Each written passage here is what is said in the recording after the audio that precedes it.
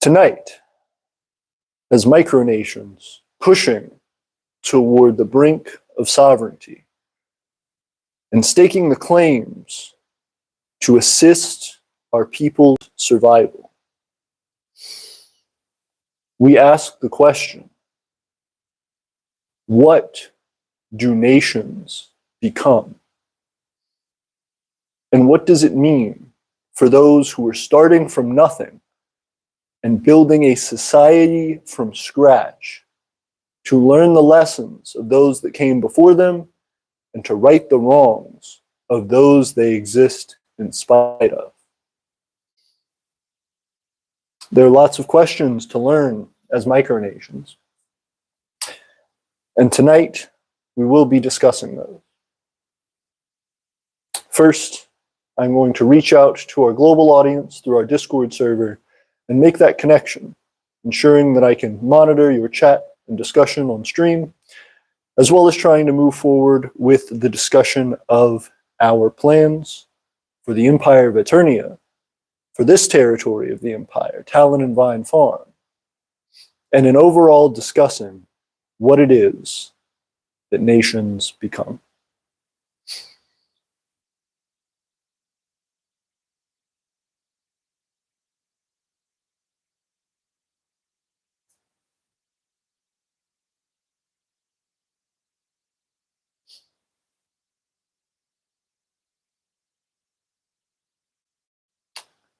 I want to start out by saying that I appreciate everybody for being here tonight as we continue our journey. And in particular, I know that there is a lot that we have done over the years which has caused great anticipation, and which we have pushed toward and which we have struggled with. So tonight will not only be a discussion of how we have grown and what we have done, but also our own mistakes and what it is that you all can take from those and learn from them, and how we have taken from them, learned from them, and improved, and where that leads our trajectory next. Again, thank you all for being here. I see some support for us. That means a great deal. I'm going to be jumping in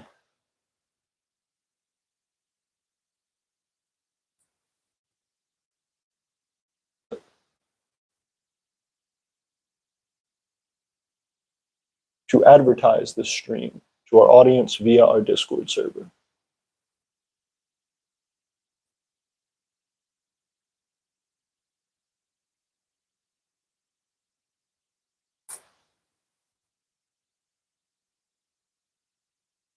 All right, perfect.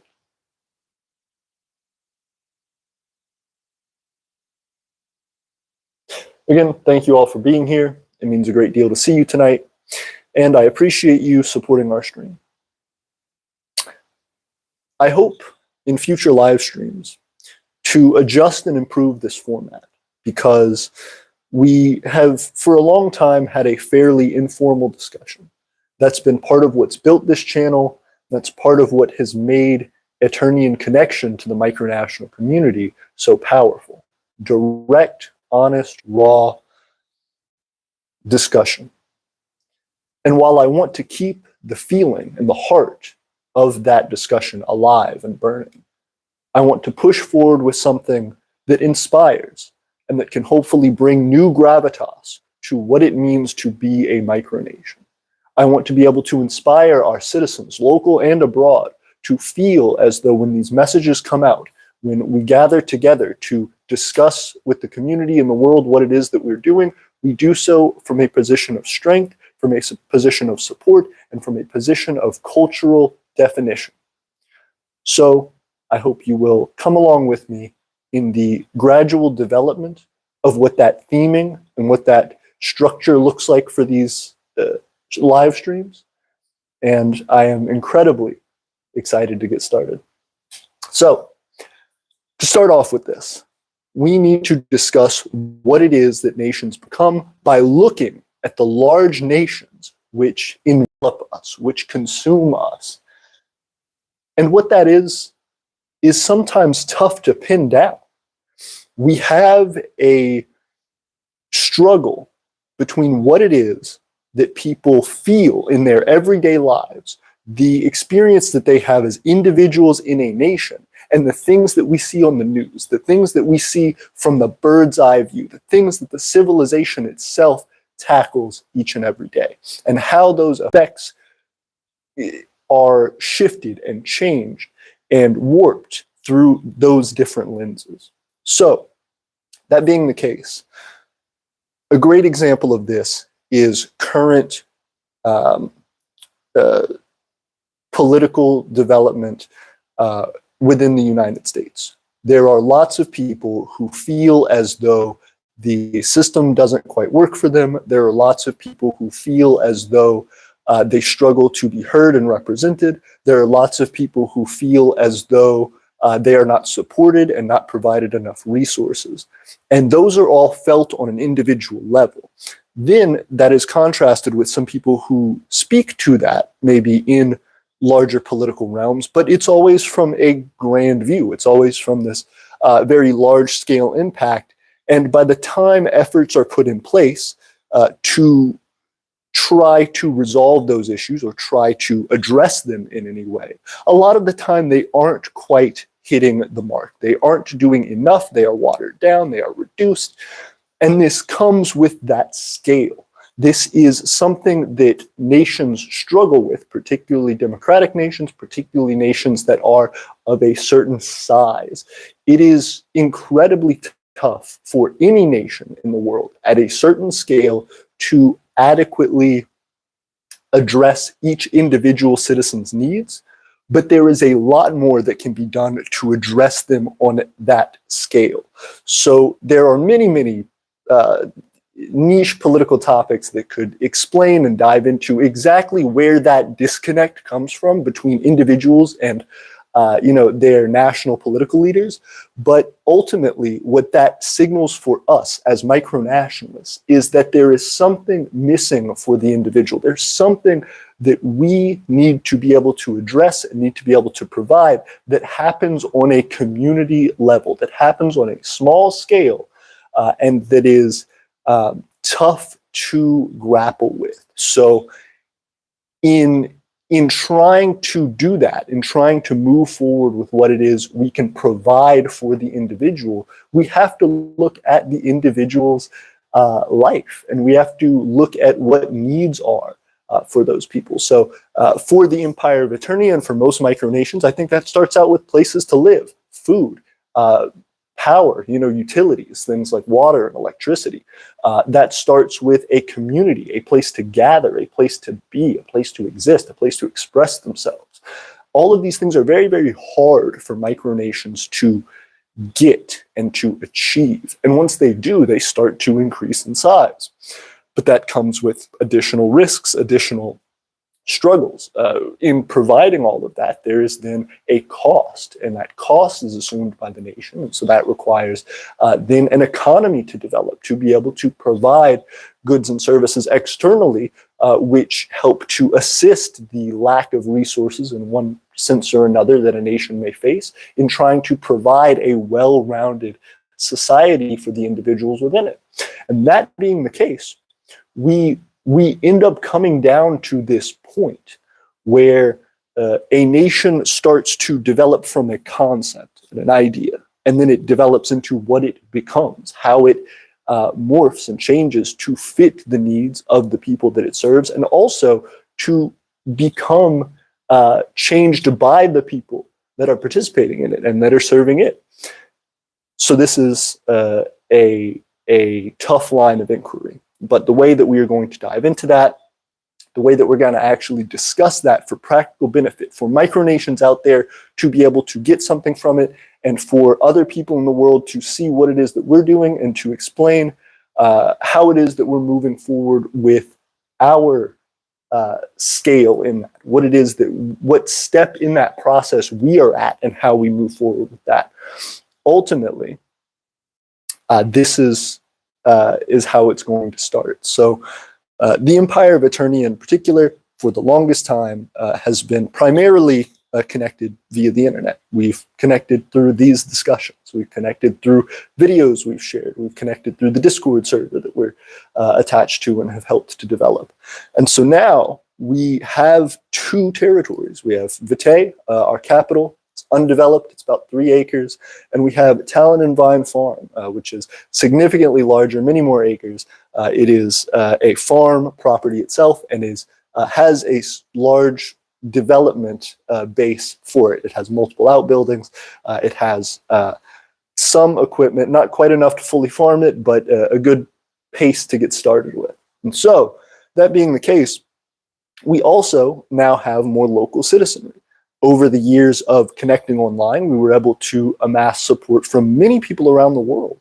And that's been incredibly humbling for us, that other micronations, other people who are striving for their own benefit, who are trying to provide something that is lacking for their communities and for their people, to say, hey, I see something of value in you, I see something that's worth investing in and supporting, and they put their effort toward us. So that being the case, we are now trying to take that support and that effort and that investment and push it forward. And so we have been able to reach out to locals, to friends, to people who have found us and who have similarly seen that value in us and who have become local citizens and who are trying to help us to develop by actually providing them the resources to do that. So the things that we have here, the means that we have, the equipment that we have provided for them. The space that we have here, we have provided. And we're trying to build something month by month, year by year, that will feel as though they have gotten a return for their investment and something that is consistently growing. In the Empire of Aeternia, the fundamental thing that we discuss, the fundamental purpose of our development is to provide an ever-improving baseline quality of life for our citizenry. So we can't just say, hi, we're the Empire of Aeternia, you should come and support us, and you in particular will get this benefit, and that'll be how that works, and that's well and good. We have to actually say, we have a game plan to provide not only for you in some capacity, but to also be able to extend that to the people that we accept in as citizens after you. So our plan to work together with our citizens can't just be one that is individually focused. It has to be one that ultimately plans for collective benefit. And that's tough as you scale up, as we discussed at the beginning of this stream, with macro nations, with large-scale economies, large-scale political systems, the ones that we may feel misunderstood or underrepresented by, are ultimately the things that we have to develop toward in a way that improves from the baseline, that improves from the ground that we start with and from the theory that we're working off of, the reason and the terms that we are discussing with our citizens and our fellow countrymen and women to actually provide. So that being the case, we are pushing forward with that by starting agriculturally. For a long time in our micronations development, we discussed that it is so important to find something of value to provide, and that a lot of micronations start that off with agriculture. But if you don't have a large scale to do it in, if you don't have a significant ability to start agriculturally, agriculture may not be your best initial investment. And I still stick to that description. If you are, like we had been for years and years and years, with no land, with very little ability to grow and develop, it's not quite worth it to say, well, I'm going to start this very large garden, or I'm going to start doing agriculture to provide for all of our citizens. If you can do it for yourself to reduce your cost of living, that's absolutely beneficial and you should do it, but it may not necessarily be the first most high payoff investment that your nation can make. Now, we have the means to do that. We have the ability to start at a significant scale and continue to grow it. In fact, that was our investment this past summer, coming on to Talon and Vine Farm and actually having a setup for the beginnings of the Garden of Nations that we started with, just 3 garden beds we were able to produce a significant amount for ourselves to, again, reduce our costs. We did not completely feed everyone in the empire with it. We did not completely reduce our food budget to zero from buying from grocery stores and things, but we did reduce our costs significantly, and we learned a lot so that this year we can actually expand and do a lot more with that. That being said, that is just one aspect that we can provide for citizens. So when we have people like High Envoy Fred, who's our newest noble in the government of the Empire of Aeternia, we can say, hey, Noble Fred, we have the ability to provide this much food. The Right of Talon and I, the Right of Talon, David, who is also a member of government here in the Empire, another noble, he and I have been working here at Talon and Vine Farm to develop our larger garden for the year. We have invested all of our time and effort in this so that we can provide that additional benefit. And that additional benefit will go to myself and my family. It will go to David and his family, and it will go to Fred and his family. Any other local citizens that we have that are able to gain access to that, we attempt to provide that to as well, so that we can reach that equality and that baseline quality of life. However, it is difficult because we don't have the true transportation means or the infrastructure means to provide it to all of our citizens around the world. That being the case, what we have to do is say, okay, well, if we can get more local support, if we have additional means, if we have leftover food from our garden, if we have things that we can keep for a longer period of time, things that we can, for example, things that we can make that are non-perishable that we can provide. We look to that to not only extend the ability that the garden has to provide for us and our local citizenry for a longer period, but also to expand that local citizenry, to say that we actually have more resources than people we need to provide a baseline for, so we can continue to expand that, and we can use it as a way to pull in more local citizenry and to try to attract people. But in addition, that initial investment, that big effort, can be compounded on. We can say, hey, not only can we go out here and we can grow these crops and we can provide this value to our citizens, but we can also try to teach people about agriculture and about gardening.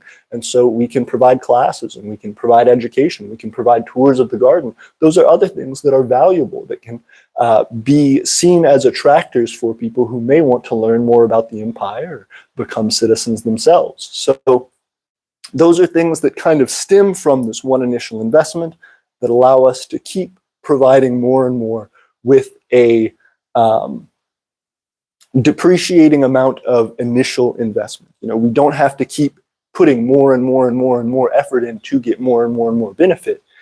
It's kind of logarithmic. We can provide a larger and larger amount of benefit from just a small incremental bit of additional effort. So that being the case, we have this ability in just that one thing that we are working on, just that one effort in our gardening and our agriculture, to be able to provide multiple benefits to our current local citizenry and future citizenry. But in addition, that allows us to then look and say, hey, this gardening, it has expenses, it has difficulties. So how do we provide a reduction in the initial cost of that? Because the more gardening we do, the more time and effort, the more monetary expenses it requires. And so that's a drain on our economy. How do we provide a reduction of costs for the act of gardening itself? And that comes into things like producing our own electrical power. We, for example, are starting very small, but have started development with solar panels, as we've done videos on in the past, experimenting with. We actually have a solar system in place, a very small one, a very experimental one, but one that is still providing us net benefit right now. And we can take that and we can use it, for example, for our quail flock, which is something that we are in the midst of developing at the moment. So providing just a little bit of, for example, light to our quail through batteries that we're able to charge via our solar panels provides a reduction in costs that otherwise would come from a strain on the local electrical grid and an addition to our electric bill. So trying to provide things like that also provides for our agriculture, because we use some of the plant matter and materials that we are able to grow and raise here on the farm to provide as food for the quail. We are able to use the manure of the quail to provide for the nutrients of the farm. We are able to use the electrical grid that we are developing to provide light for the quail, and as we continue to grow, potentially even light for the plants during the wintertime or heat. So these are things that become a system that is self-supporting. We become more self-sufficient over time through it. And these are things that start to become more apparent as our needs arise in them. So there's more that we can go into, but that's a point to get us back on track and say that this system that we are developing is our step currently. We started in this place where we were just trying to get our message out. We were just trying to explain our thoughts. We were just trying to connect with others.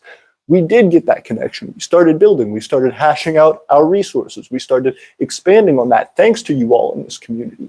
And now we have been able to say we are at a certain size, and we can start to, from the perimeter, from the scale that we are at, expand that perimeter. And as the perimeter expands, as the area expands, it keeps getting larger and larger, and we are able to take larger and larger steps toward practical growth and self-sufficient growth, which in turn provides more value for our citizens. Now, that's a lot to take in. It's a lot to discuss, but it all provides a path. It all provides a map that says that when we're looking from this big bird's eye view of these macronations, and we're seeing these issues, and we're seeing these things that have these disconnects and these struggles, we can now go back to see on the micro scale, on the individual scale, what it means to be providing value, what it means to be tackling issues for citizens and other people in our community head on. And that doesn't mean we get everything right. That means the larger that we grow, the more issue we have with meeting the needs of each individual citizen. But the way that we combat that, the way that we try not to repeat the same mistakes of our forebears, of those that came before us, is that we try our best to develop these systems to the scale that they are functional. And as they start to struggle, we must improve at that scale before scaling up. It is tough. It is not easy. It requires learning more and more about ever-expanding variables that get tougher and tougher to provide the necessary criteria for in each and every person's life. The more that we try to provide electricity and food and housing for each citizen, the more citizens we have, the more we have to take on. But we provide these systems through smart planning. We provide these systems through interconnectedness, so that it is not just efforts toward one thing or another thing or another thing that feels stretched out and overwhelming and stressful, but that they start to converge, that they start to all become things that feel easy to transition from, that our systems work together and provide such benefit, that jobs become more overlapping, that people's efforts become more naturally infused with each other, and collaboration becomes easier. So that's a lot of theory.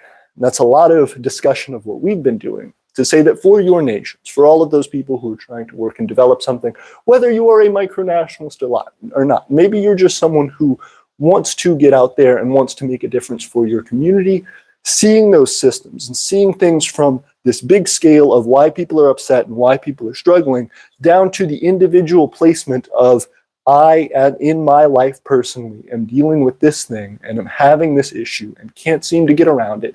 And these are all the different breaking points that have caused me to get here. And these are all of the different things that if I could only get a little bit of support in each of these areas, maybe my overall position would improve.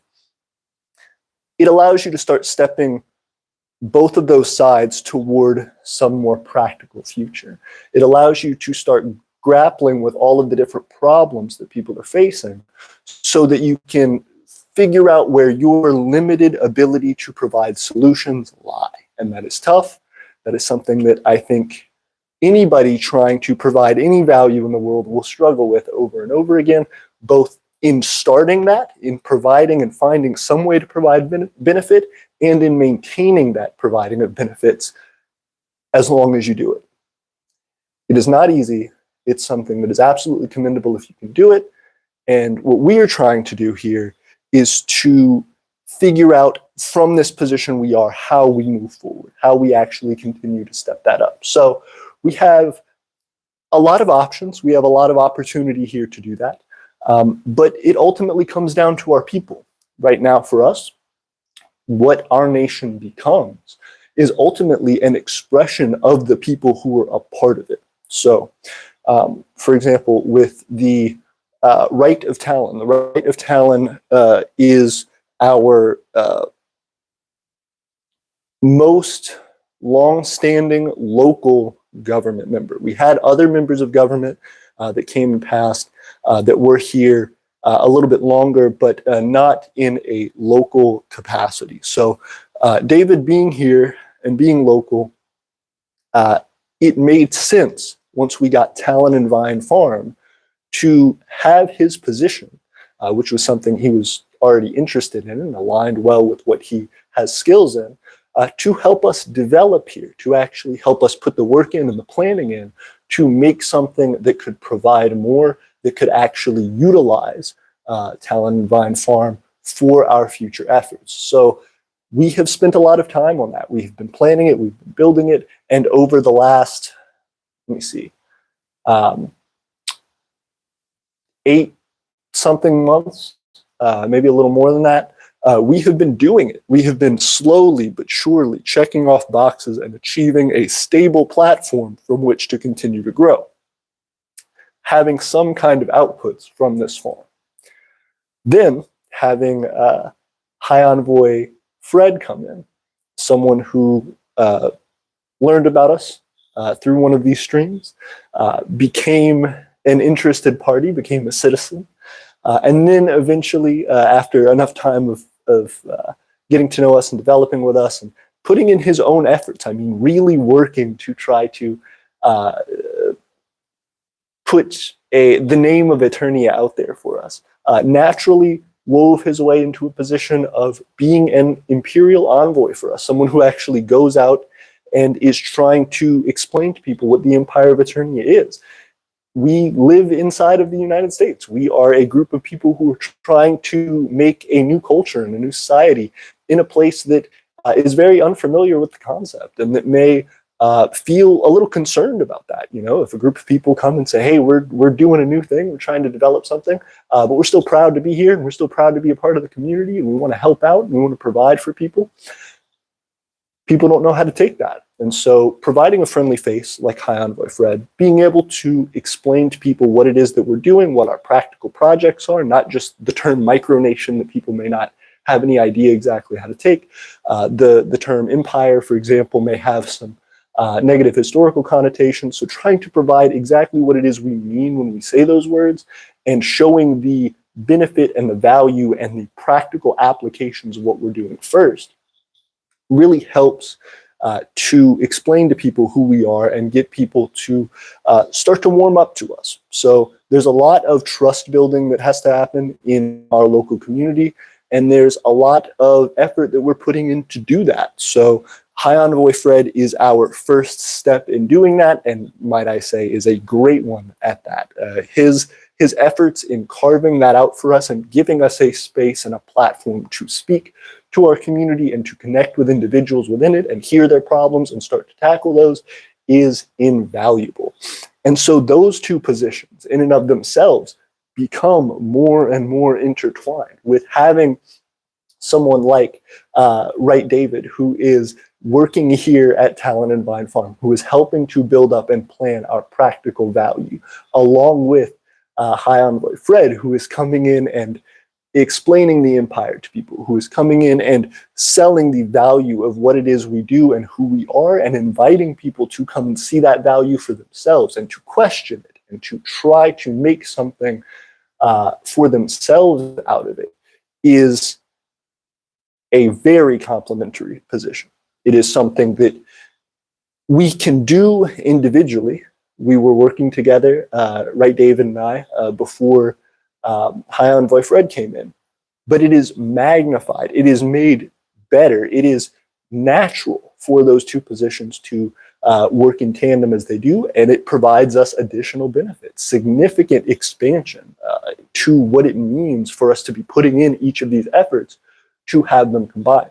If High Envoy Fred, for example, was going out and explaining Eternia to people and working hard to try and get a trust built between us and individuals in the community, and there was nothing really to show them for our efforts, for what it means to be providing value, or what it means to be a member of the Empire of Aeternia, a citizen here in our community, people would obviously and understandably be skeptical.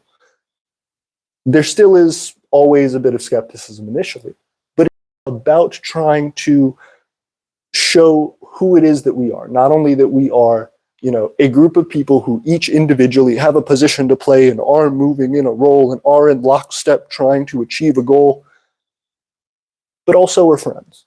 Also we're people who hang out together and celebrate together and are building a culture together and are, sharing some holidays together and are eating together and are working together and are, expressing our anger and frustration together and are laughing together. These are things that are fundamental to being a person, and something that I think so many of us crave in our lives.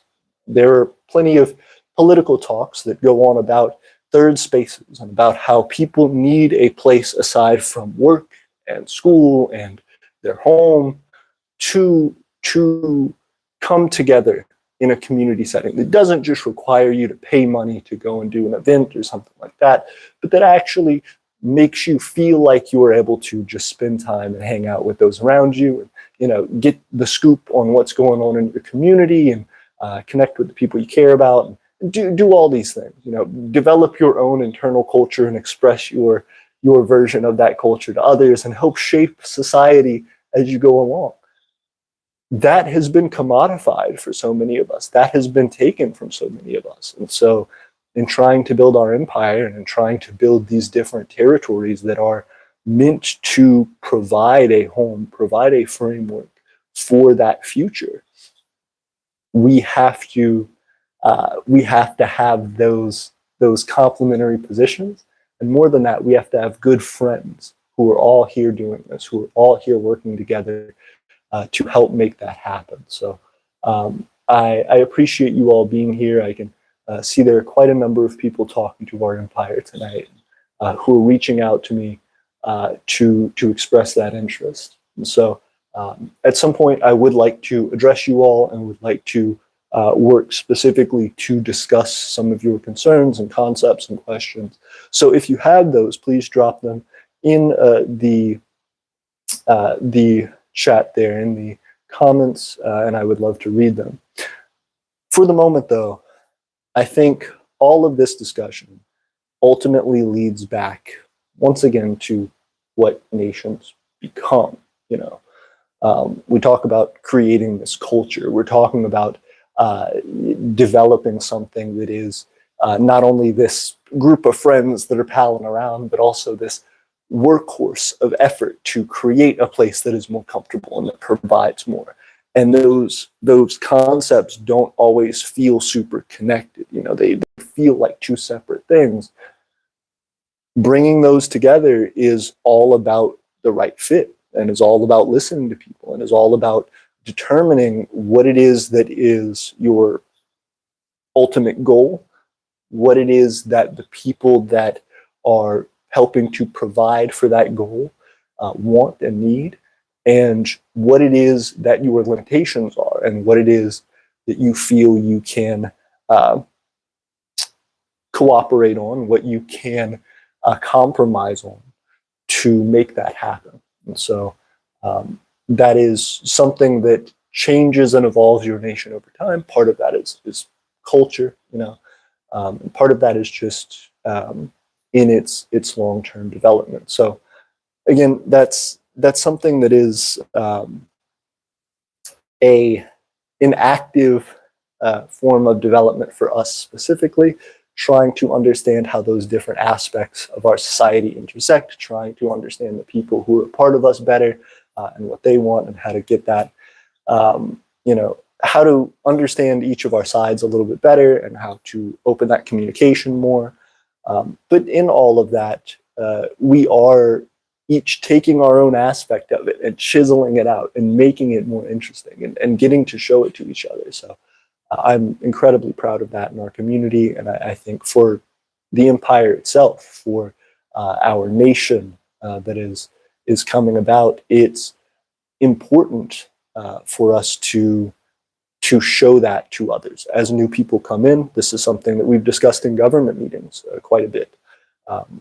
What does it mean for your nation or for the group of people that you are supporting or trying to assist, such that when someone new comes in, you are able to explain to them what it is that you are, but more importantly, make them feel that and have them naturally feel as though they can contribute to that and that they understand kind of where to go with their feelings and efforts and how to place those within the larger system that already exists.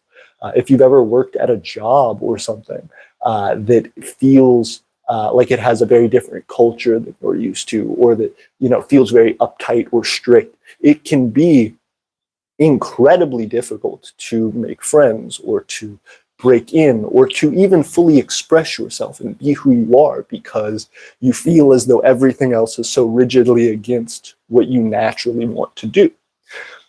And so we have to find ways, and it's not just hey, we say we're cool and we're open and we're vibing, you can't just say that you have, for example, like so many corporations do. We say, oh, we're a family here. We're such an open, like-minded group of people. We're also understanding and we're also accepting.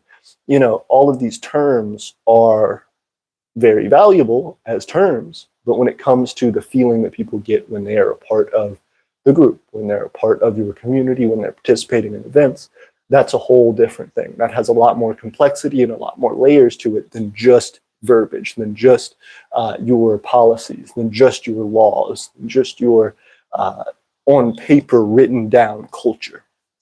And so there's a lot to be discussed there.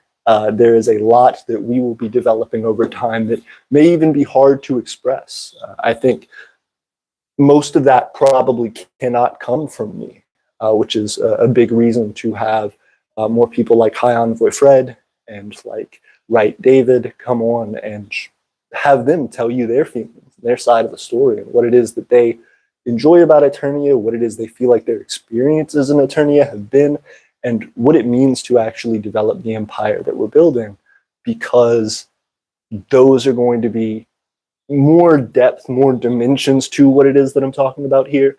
And ultimately that will, I think, provide a better feeling for all of us moving forward to, again, continue to welcome people and to help that feeling to grow more naturally in others. So, that being the case, I see just in glancing over for a moment that the topic of social justice came up, and it was asked, what our stance on social justice is. And I suppose that depends on the particular topic and definition ascribed, but in general, we are supportive. It is important for people to not only be reactive to elements of social inclusion and social ills, the righting of social ills that occurs, to be able to provide a sincere connection to others in their society, to their neighbors, to their friends, to people who have different backgrounds than them, to people who believe differently than them. It is important for us to not only be reactive to assisting those people when something happens to them negatively, or when they feel that they're not listened to, or when they feel that they don't fit in the current societal framework, it is important that we not only react to those circumstances and go, oh goodness, well, we'll try and create some fix, or we'll listen better, or we'll do whatever, but we need to be proactive in it. We need to be seeking that out. We need to be saying, hey, how is it that we can look for people who may want a better fit in our nation who aren't getting it? How do we look for places in our nation that may feel strange, or that may feel less welcoming to others? How do we go about ensuring that the culture that we bring to the table is something that doesn't push other cultures out, or that doesn't make others feel unwelcome? This is not just something, again, we are reactive to. We shouldn't just wait until problems arise and then go, oh, we're supportive of social justice, we're going to do some little fix and we're going to work on it. We need to be proactive in it, and that is a struggle that is limited by everyone's own internal biases and internal, lived experiences and all of these things. It's not something that you can just say, oh, well, I'm going to be good about this, I'm going to be proactive in it, I'm going to fix it, I'm going to, develop an open mind, or a true individualized connection to people. But it is something that we all have to work on internal to ourselves. We all have to try and push for that. And more importantly, when we do create policy, when we do try to work to develop what it is the culture of our nation is, in informal conversations, when we're chatting with friends, or when we have the legal policy that our nation, our empire is built upon, in both of those spaces, we really need to ensure that we address those topics, and that we go about describing explicitly that our nation is not only reactive in those circumstances, but that we should be proactive in them as well. And again, that's going to be tough, because case by case, there's going to be different things that we end up finding that are our resolutions, or that are our proactive efforts in trying to engage with these topics. But in general, we should be for trying to investigate ourselves and trying to learn what it is that our biases are, learn what it is that our efforts are, and learn what it is our acceptance means. So that's a hand-wavy way of saying we are supportive of social justice, and we want to push the boundaries of it as much as possible. That's a great question. And also thank you all for being here. Once again, I appreciate it. I know there are lots of other comments that I have not gotten to, one of which is from Queen Bougie himself, the Queen of Mecklenburg City-State. Thank you so much for being here. It means a great deal. Also, I believe our very own High Envoy Fred Gilman is here in the chat with us. Thank you so much for being here as well, High Envoy Fred. Hey, fantastic. Okay. Emperor Luna of the Empire of Primario is here with us as well. Emperor Luna, if you all don't know, is a supporter actively of the Garden of Nations. The Empire of Primario is an official sponsor of the Garden of Nations, so all of the benefit that our garden provided to us and our community last year is thanks, in huge part, in fact, nearly in half, to Emperor Luna and to the Empire of Primario, I believe, based out of the geographic region of Texas within the United States. That being the case, thank you so much, Emperor Luna, for being here and for gracing us with your presence tonight. Emperor Luna, as well as Beatus Crass and their leaders, Lord Campbell and Lady Elizabeth, are also official sponsors of the Garden of Nations, and we are incredibly grateful for their efforts. Both of whom are financial supporters, are official sponsors of the garden. So if you would like to become that, there are options to do that, and links in the description that you can follow for that. That being the case, I appreciate you all jumping in and supporting our stream tonight. My efforts in trying to discuss what it is that nations become, how it is that we actually develop a micronation, a community, a macronation for that matter, is all about scale And it's all about understanding dynamics, understanding what it means for an individual to come into a group, it means for that group to try and push its boundaries and its limitations, what those different limitations mean for the different systems within the group. It can be complex, it can be theory heavy, it can be annoying at times. To try and figure all of this out. And yet, it is crucial that as a nation grows, as our empire grows, for example, we have to get better and better in each of these areas.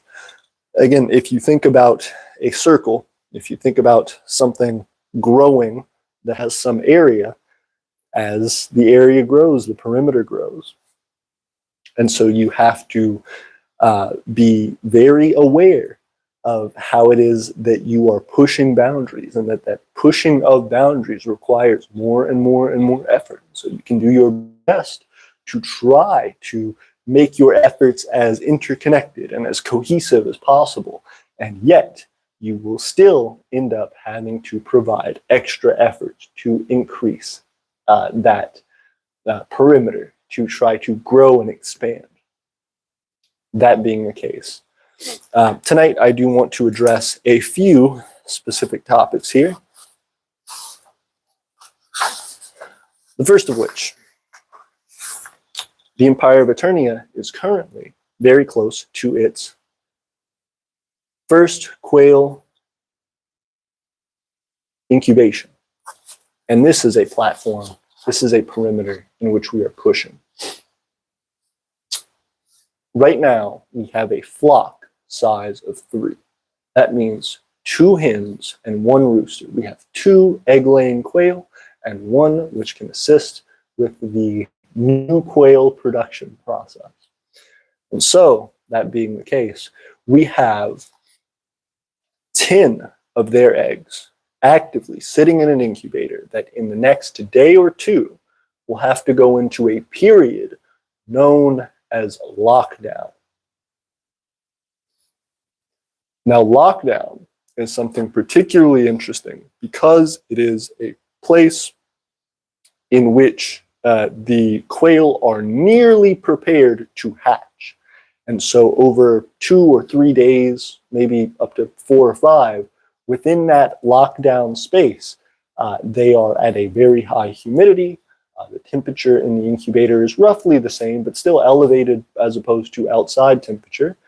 And it is primed for their introduction to the world. So, within the next week or so, we should determine the results of that first experimental quail incubation. And hopefully, if we're lucky and if we've done our due diligence, we will be able to say that our flock has increased in size. So our quail incubation is the first topic of discussion, and something that is crucial for the empire's development as it goes on into 12,026. It is also something that demands more effort of us. As our quail flock grows, we have to provide more lighting, we have to provide more food, we have to provide more water, we have to provide more care and support, more observation. And so the only thing that we can do to try to assist with that is to improve our systems,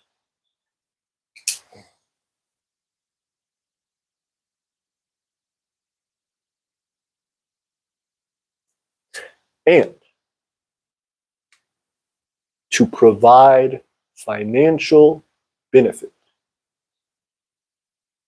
If we are not able to turn our quail production through incubation into a financial asset for us, if we cannot sell quail eggs, quail meat, quail feathers, quail fertilizer, if we cannot find ways to benefit from that externally to our community, then all we are scaling for is our internal use, which is not bad. It will help to reduce our costs, but it cannot justify continued expansion in scale beyond a very finite limit. So this is going to be something that we have to get right and something that we have to push forward to.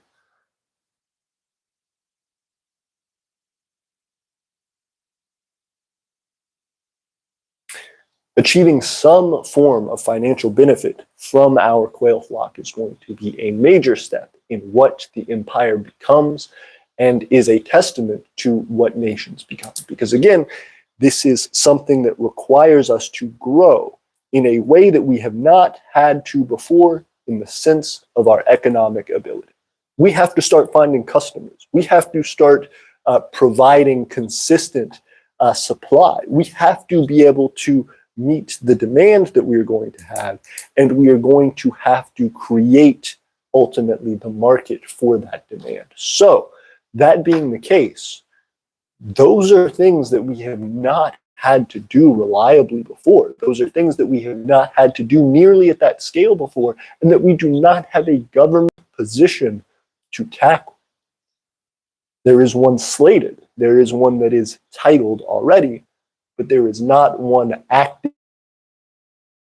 empire. There is not one that is actively maintained and thought about and pushed for in our government. So that is something that we will be having to recruit for fairly shortly.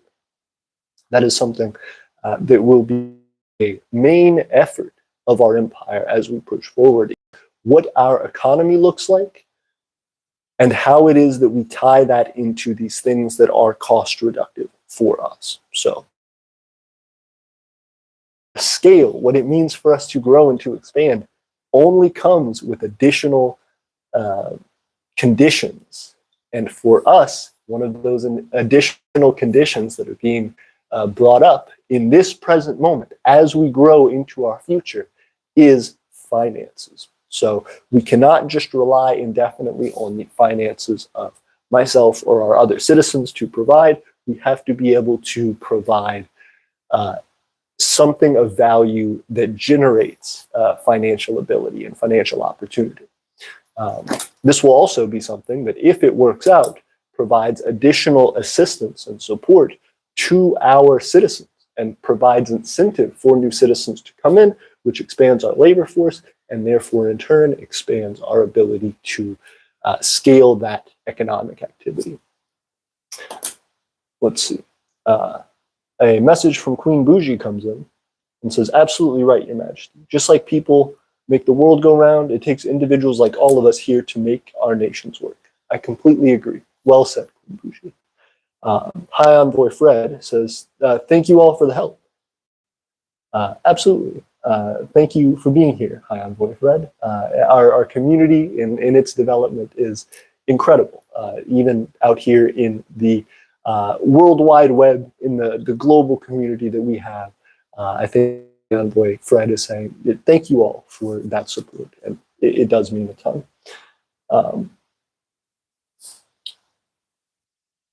Dynamic Umbrella, thank you for being here as well. Dynamic Umbrella, what do you think about nations who make weapons? And this is a tough topic because tonight we're talking about how nations grow and what they become.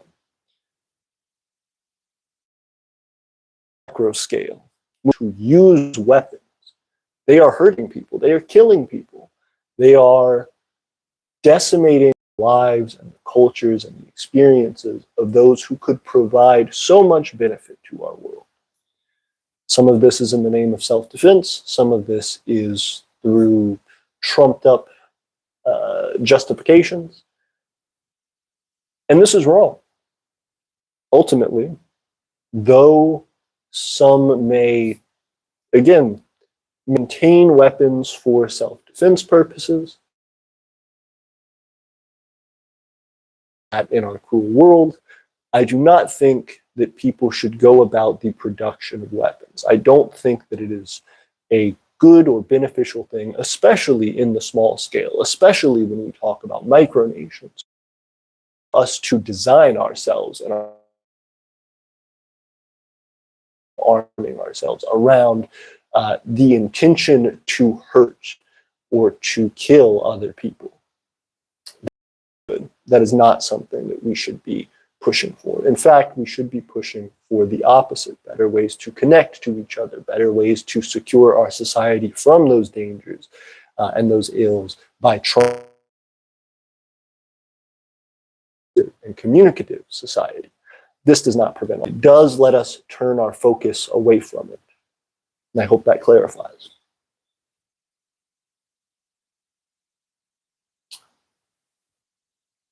His Majesty Queen Bougie writes, one way Mecklenburg can contribute, Aeternia can be a royal warrant holder and supply our jewelry department with feathers from your quail. That sounds incredible, Queen Bougie. We would love the opportunity. And in fact, I will make a note of it right now.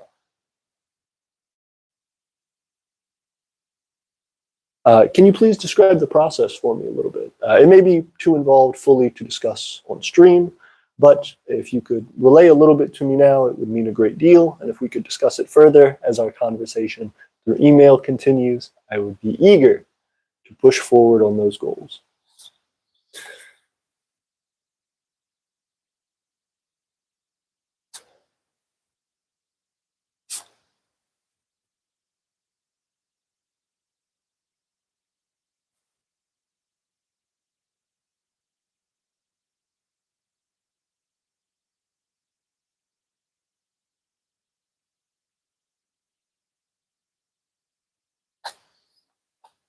That means a great deal, Queen Bougie. Thank you for having your nation, the city-state of Mecklenburg, assist the Empire of Aeternia and try to find ways for our nations to come together and provide those benefits.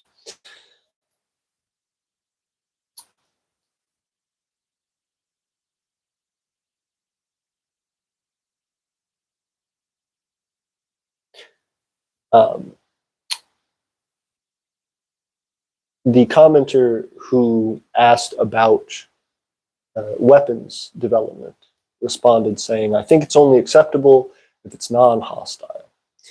And I can understand the instinct, certainly. I think that's a fair position to take. I do hope that in the future we all push toward more radical ways of thinking in terms of trying to push away from our instinct to self-preserve and to take up arms only to protect ourselves, and rather to try to build those systems that prevent the need altogether. Again, this is not incredibly practical at the moment, but something that we should all be striving for, certainly. Thank you for your input. Emperor Celis Luna writes, everyone emphasizes having weapons to defend oneself, especially in the context of raising armies for their micronations. This I find a bit silly, as someone who does carry and lives in a state like Texas, where everyone has a gun, but so few people are properly trained. Not just how to fire a weapon, but how to properly assess and de-escalate a situation versus knowing when to draw one.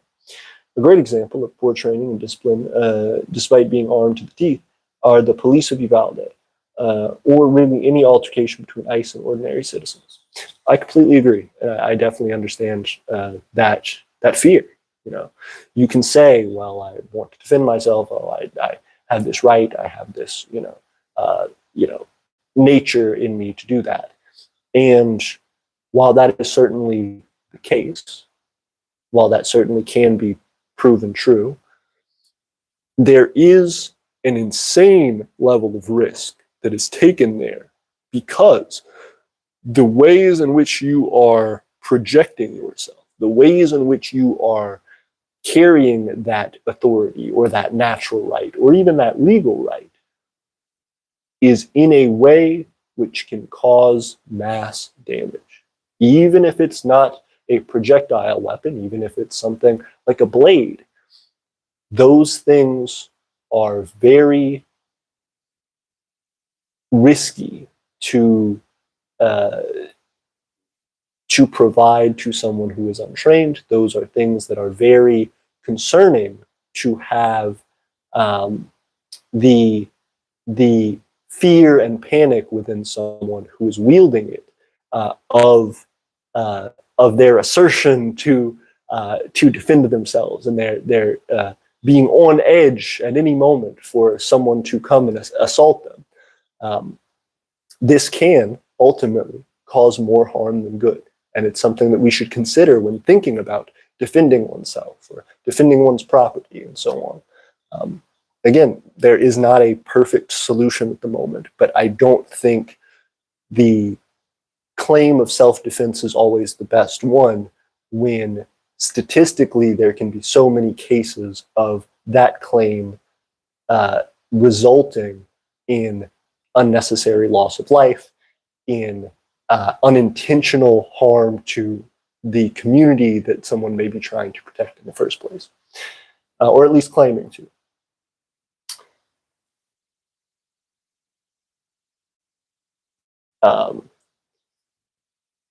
Dynamic Umbrella writes, I mean, like making weapons to protect yourself against animals, especially in micronations who situate themselves inside of wooded areas.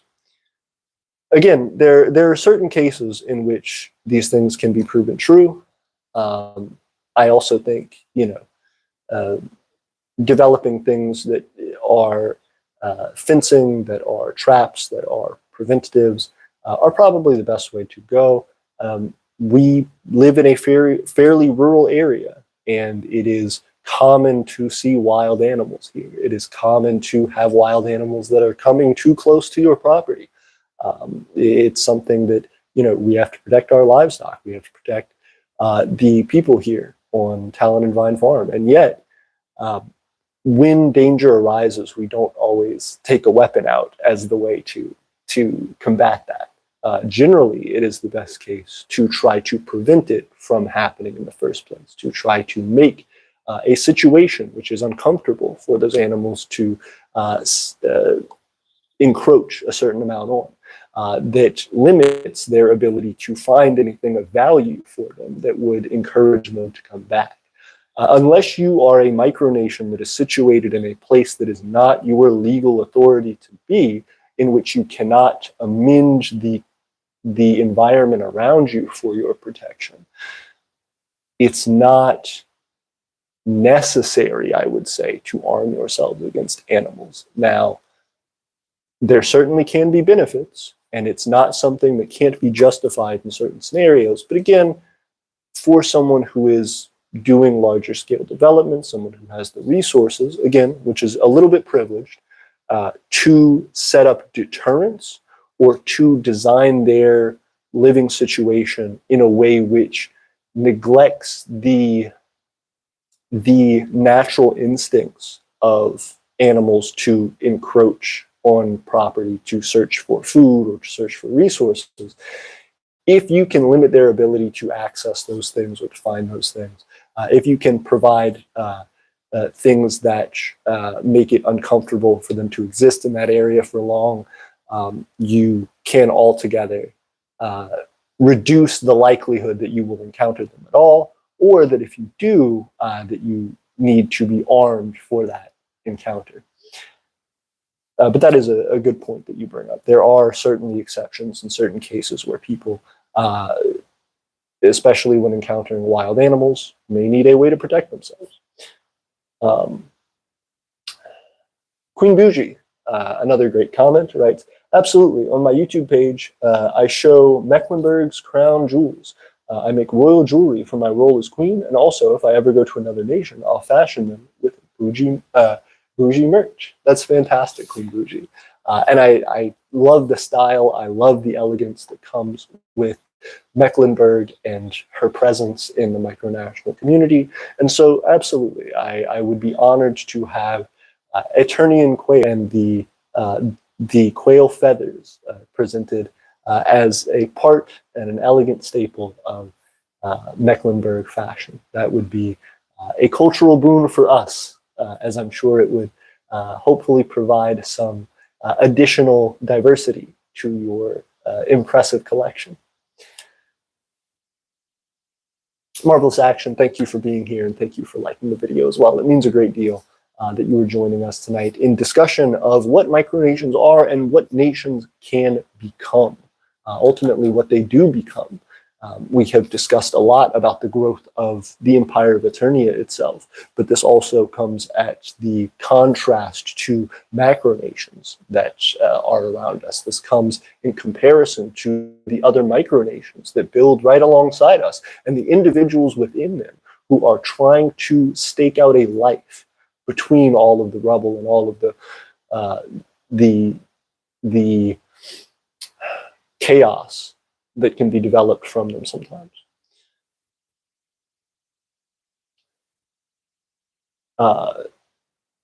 J-Bug says, I love your videos. They're so cool. Thank you so much, J-Bug. That means an incredible amount. What I am trying to do here is to provide a look into the society of the Empire of Aeternia. And that doesn't just come from me. That comes from all of our citizens. That comes from the culture we've built, the experiences that we've had. And it has been an incredible impact on my life. And that reflects back on you. So if you are somebody who's watching our videos, if you are someone who is participating in our community, if you are someone who has made any effort to contact us, even through your message like you have now, you are a part of this. You are a part of making history here, and you are somebody who has impacted me. So thank you for that. Thank you for being here. Thank you for helping to recognize the history of our nation that we are creating, and thank you for giving us something to continue to strive for. As we say, unite the invisible, achieve the impossible. And though I cannot see you through that screen, you are helping us today to achieve that impossibility, those goals that are far-reaching and that we push every day to get a little closer to.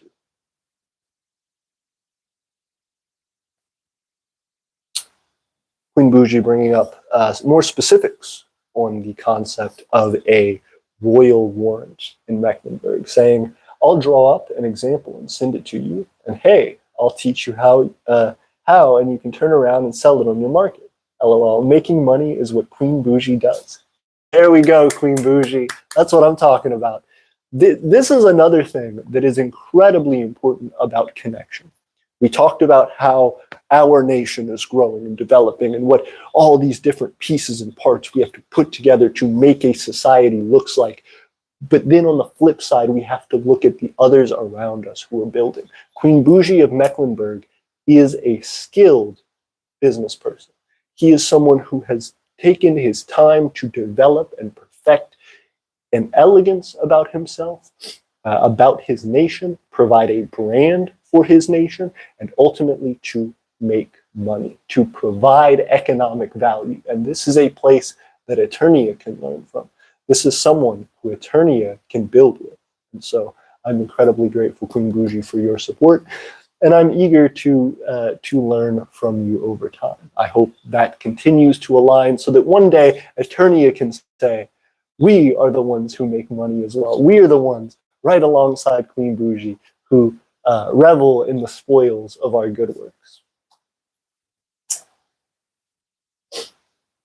J-Bug says, you're my favorite YouTuber. Thank you so much. If we, as the Empire of Aeternia, are your favorite YouTubers, if our community is something that inspires you, that means an incredible amount to me. And I would say, first off, check out some of our other micronational supporters and comrades as well. Of course, Queen Bougie of Mecklenburg has a YouTube channel, Mecklenburg City State. I think actually Queen Bougie's channel is His Majesty Queen Bougie, so you can check them out there. Beatus Crass also, again, a patron of ours, an active financial supporter of the Empire, and also an official sponsor of the Garden of Nations, has done an incredible amount themselves and has just developed their own piece of land and is growing there. So check out Beatus Crass as well. And of course, I could not forget the Empire of Primario and Emperor Luna there. So that is a great group of people, and that's just a few that come to mind immediately, not to mention our allies, the Draconian Empire. Emperor Victor and Empress Alicia of the Draconian Empire, our longest and only current allies, are an incredible source of support for us and also have their own YouTube channels in which they grow. So if you like us, I'm sure you'll like all of them. And also, please keep watching. Please keep liking these videos. Please keep teaching us about what we can do to continue to grow and to become what it is we are destined to as we achieve our impossible goals.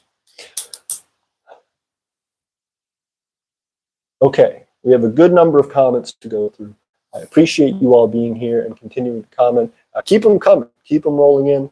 We need to see it. So, Miriam, thank you so much for being here. It's great to see you, Miriam. a big part of our Discord server as well. Miriam said, imagine if you made quills. We would love to. At some point, that would be great. I don't exactly have a way to produce ink ourselves. Well, charcoal ink, that we'd have to see how well it works, but we may have an ability to do that. Although to make like a nice practical ink, we probably just have to buy it. But we could look into making quills. That would be very cool. I've never made a quill before, so we'd have to learn about it. But it would be a cool product, absolutely. Legit Nation says, our local government have all very different ideas of what to do to land, and I think it's a good example. I think a good example is that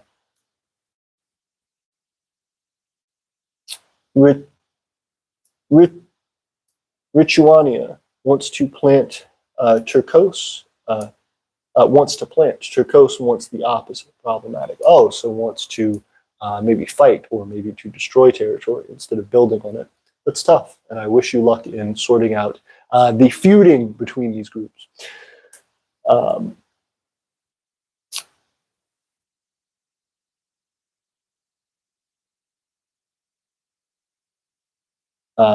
Dynamic bringing up, I have my micronation 7 years out in less than 3 months till 8 years. Congratulations. That's an incredibly long time to have been building and not too far behind Aeternia.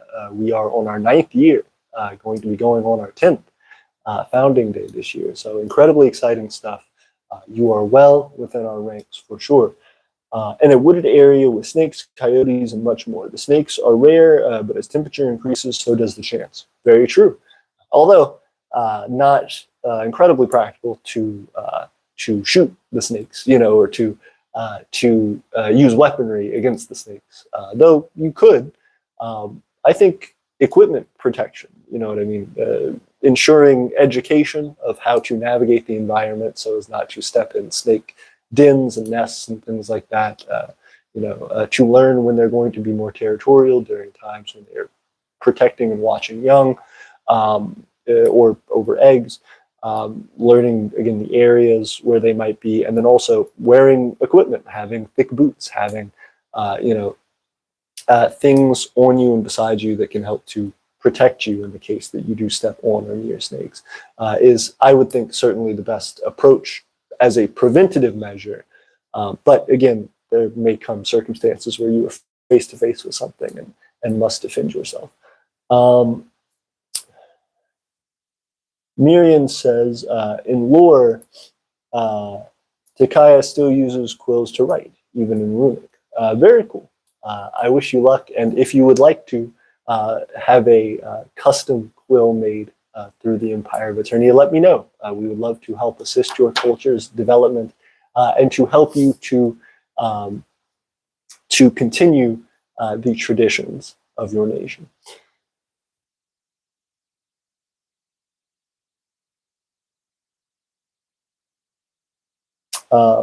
Legit Nation says, do you have any real settlements or ongoing projects? Yes. So that's a great question. The Empire of Aeternia has 2 legally owned properties, which we call territories, that we control. The first is Vitae, which is about 3 acres, but it's a fairly undeveloped territory. It does not have mains electricity nor connection to any local water supply nor a sewer system or anything like that. So we will have to build and finance all of that for people to live out there. So right now, the development of Vitae is slow going but consistent. Here at Talon and Vine Farm, we are a fully developed, much larger farm. So we are many more acres than Vitae, and we do legally own it and are actively developing on it. In fact, our very first resident, meaning not myself and my family living here, not another extended family member or something, but someone who is a citizen of Aeternia, will be coming to live here. The Right of Talon, David Morris himself, will be coming to live here at Talon and Vine Farm in the coming months. So we will have the Empire of Aeternia's very first permanent resident, excluding myself and my family, on a territory of the Empire of Aeternia, helping to improve our permanent population and also providing additional value, which is one of the goals of the Empire of Aeternia to do. Again, we talked previously in the stream. I won't mention too much now. If you'd like, you can go back and check it out. But we have been working on farming and agriculture here, as this is a farm. Since our establishment here, we have been working on, for example, providing solar power to reduce our electrical consumption. We have been providing an expansion of our agriculture, not only through crops that we grow, but also through livestock in our quail breeding, which is something that we are actively doing and discussed a moment ago with quail incubation. So there is a lot going on, and I definitely recommend you check it out. We have plenty of shorts that actually show us giving those tours. We also have a few live streams here of us touring the Garden of Nations in its form last year. So plenty to see, and I certainly hope you can get back to me and let me know what you've checked out.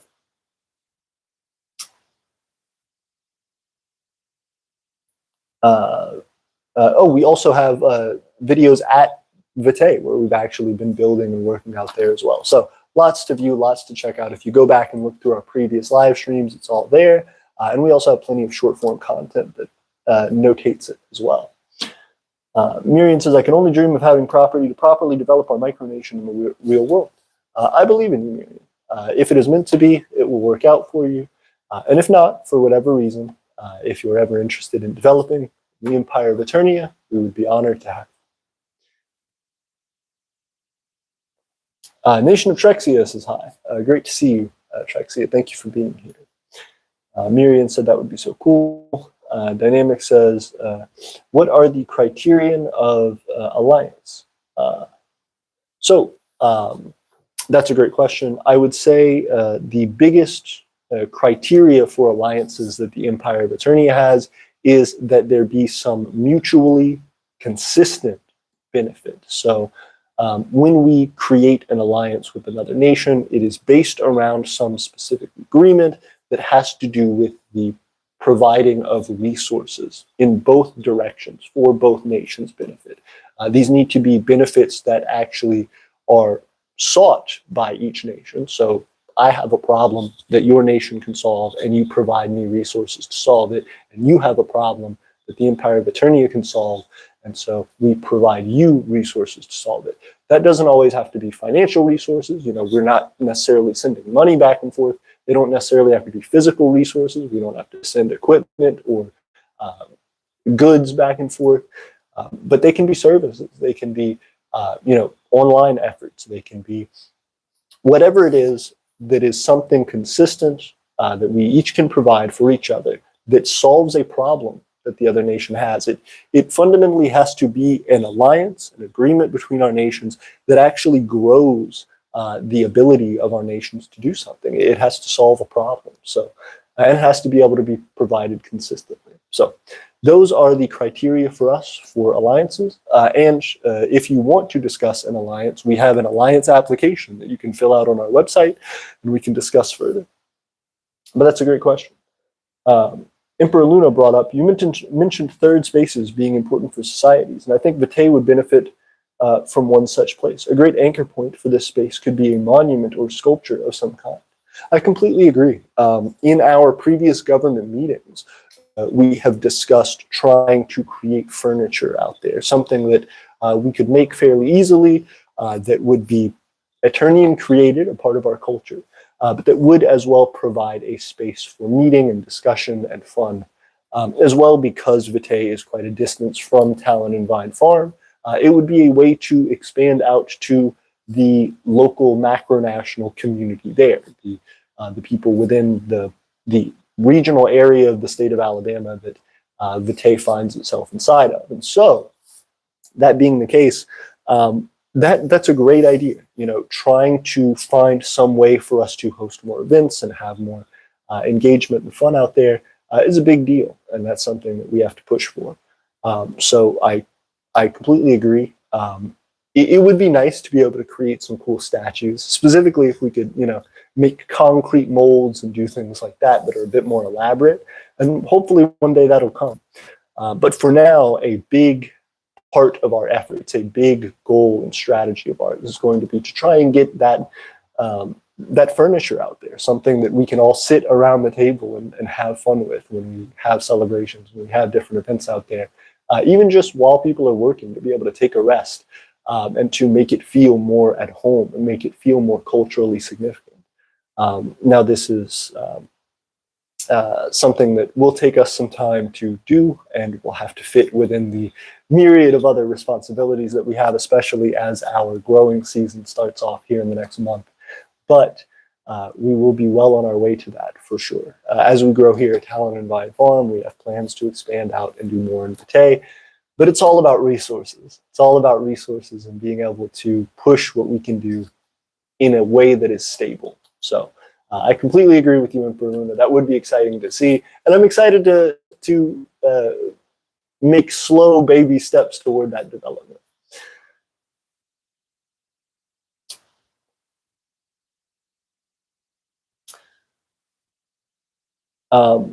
Miriam asked, what are third spaces? So we discussed it a little bit earlier, but to give you a brief rundown, third spaces are basically places that aren't where you work or where you live, that you can gather with your community. So for example, these are also normally meant to be places that aren't necessarily based around finances, but they can be. So for example, like a pool hall, if there's a place where everybody gets together to shoot pool and hang out and talk, and it's where your community gathers. If it's a public park where there's regular events and things going on, where people can gather, it is a place that people in a community or in a society know that they can go outside of their work and outside of their home to gather and to experience their culture and to celebrate with their community and to connect with others in a way that is relaxing and in a way that is fulfilling and gratifying. So that is effectively what a third space is. Again, sometimes those are based around some sort of service that place provides and can be monetary, but ideally they're not. Ideally, they're places that the community kind of naturally gathers, or that is designed for that purpose and that is utilized regularly to encourage that gathering. So Miriam says, I have no money, nor do I have the means to. I would rather live in Aeternia than in the wretched states of America, especially with immigration and customs enforcement and customs and border patrol. For the longest time, I felt like I'm at home while the rest of the U.S. Burns around us. It is certainly concerning. I appreciate your support of our empire, and we have to be supportive and trying to understand the people that are around us that are going through such horrible conditions and who are suffering and struggling so deeply. I am a person, because of my skin color and because of my upbringing, who are fairly shielded from a lot of these current circumstances. And while I can express my frustrations and I can speak out and say that what's happening with the detaining of U.S. citizens by ICE is wrong, and while I can speak out and say that people shouldn't have to live in fear of being deported from their home, or that they shouldn't have to disrupt their daily life, or be afraid to do things like go to the hospital because they feel as though they could be attacked or reported by their neighbors and friends and community, is abhorrent and is tragic. I do not have that direct experience. I have people who are close to me who have those direct experiences. I have people around me who I know who face more of those struggles and deal with that, but I cannot say that I am someone who has personally experienced it. And so while I have a limited perspective to speak on this topic, what I can say is that we do need to all gather around to support those people who are going through this time, and that we need to be able to try to create spaces like these micronations, like these other community organizations that are trying to bring together people for a good cause, for the improvement of their material conditions, for a means of insulating them from people who want to do them harm just for living. And it's not going to be easy. It's not going to be something that's a quick fix. It's not going to be something that, even if the wave of chaos and pain and suffering that has been inflicted over the past long time, but in a shorter sense in the past 4 or 5 years, something like that, that has been slowly ramping up and escalating and getting to this boiling over point. Those things that have been occurring, we need to be able to provide help for, and we need to be able to do so even if that subsides a little bit, even if the main pain point of this experience for people goes away or is fixed or is, quelled and said, oh, well, we're going to backtrack and we're going to undo this a little bit and it's going to be better. We need to understand as a society that we have to build spaces for people to be supported regardless. And we need to be able to, as micronations, as groups that are specifically trying to develop for the purpose of that insulation, for the purpose of providing a different way of life and a different community and a different culture and a level of independence and freedom for people. We have to be able to take a stand against that. We have to be able to speak out against it, and we have to be able to build something internal to ourselves that makes a difference in people's lives. And that's not easy. It's not going to be something that is a quick step, but we will do it. We will do it over time.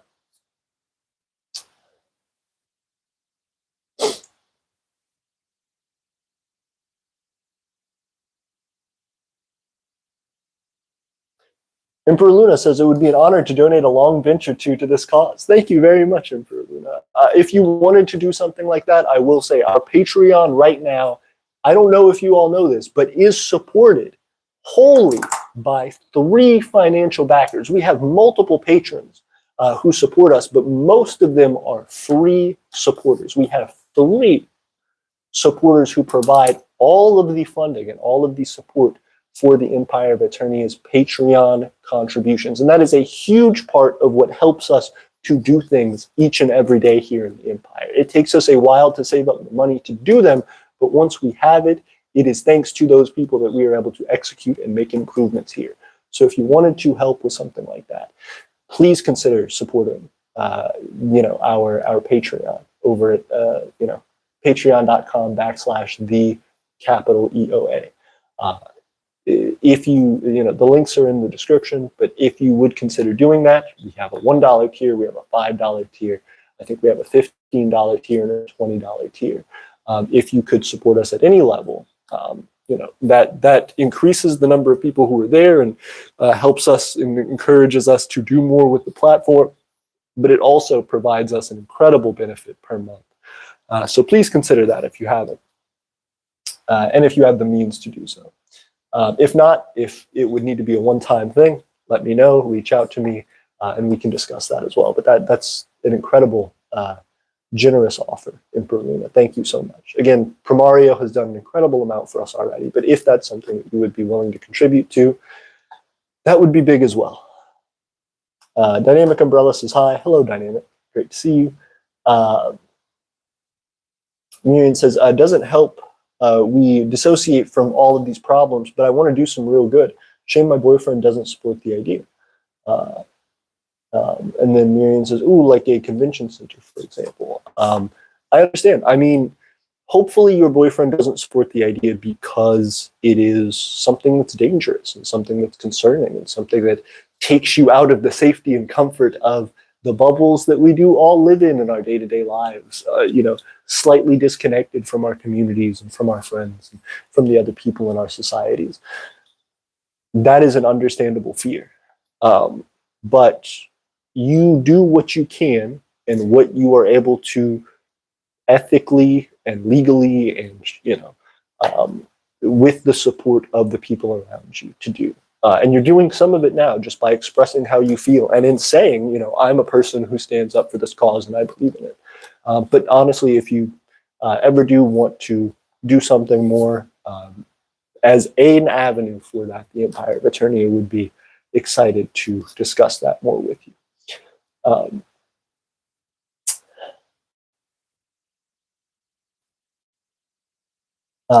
Miriam says, oh, for example, like a convention center. Basically, convention centers are third places. Yes, that's correct, Miriam. Convention centers would be third places, absolutely. His Majesty Queen Bougie said, Emperor Luna, that would be beautiful. I completely agree.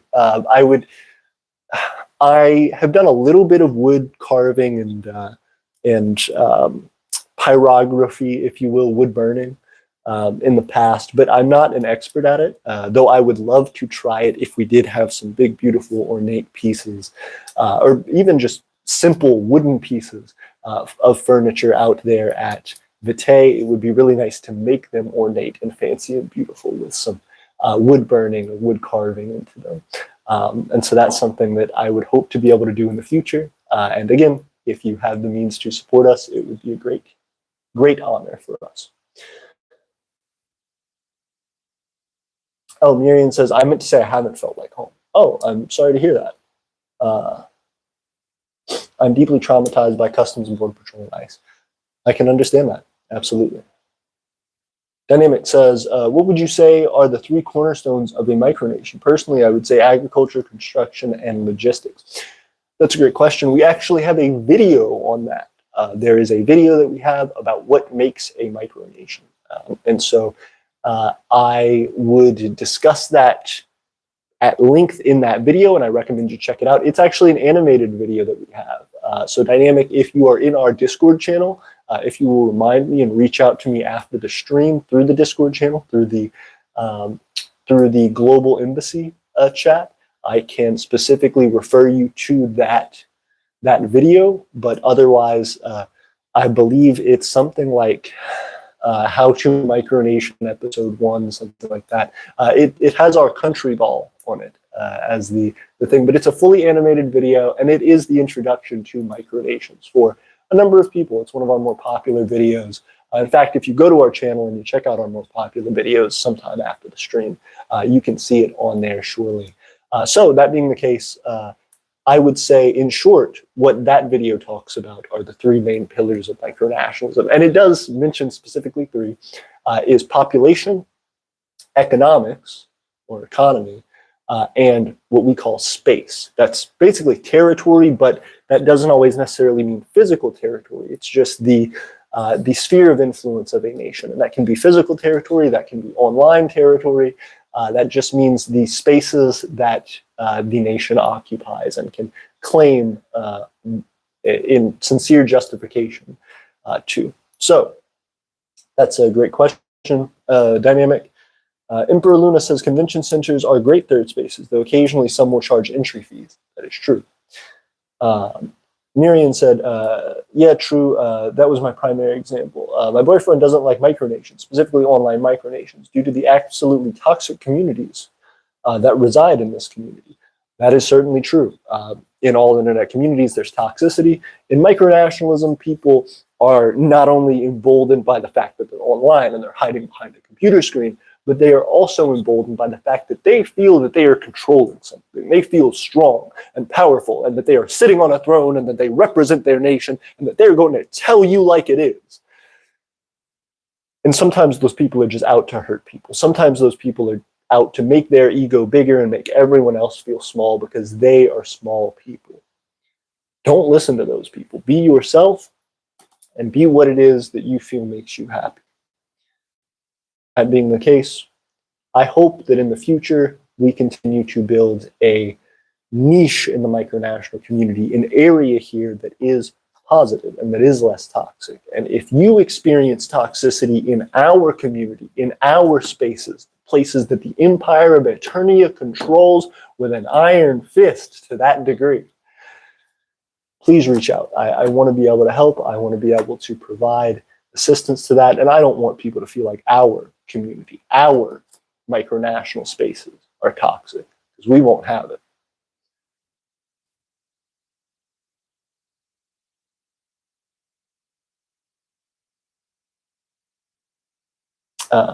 Miriam says, speaking of dissociation, it's also very hard to stay grounded when you have dissociative identity disorder, with many other people living inside your brain at any given time. I wish you luck with it, Miriam. That is awful. I can't claim to have had that experience or even know much about that, but I do wish you luck, and I hope you have a strong support network around you to assist you in your journey there. And thank you for expressing it to us. Umbrella says, I would get Discord, but usually use my Xbox app and have to go, so bye. Great to see you, Dynamic. Thank you so much. Union says, bye. Emperor Luna said, take care. Okay, so to jump back into it, the other thing that I want to bring up, and actually before I do, let me check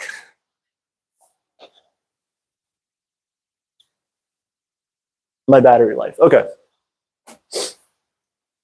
We're decent. I will say, if you all will give me just a moment, I am going to run for a second, and I will be right back. Intermission of the stream. And when I get back, we will continue to discuss the growth of the Empire of Aeternia, as well as your questions. So if you have things you want to discuss, if you have things, for example, Queen Bougie bringing up connections to Mecklenburg and how our nations can work together, Emperor Luna so graciously providing for opportunities for Vitae and for our territories to develop through financial support, through physical support, resource support. All of those things are great. Even a number of you have brought up interesting ideas around the development of micronations and what that means, and what your values are with regard to that. Please, let's discuss more of that. This is all about what nations become, and discussing what we're doing now will help us to better understand what our nations in particular become, and what these macronations that seem to dominate our lives do as well. So let's continue to discuss. I will be right back.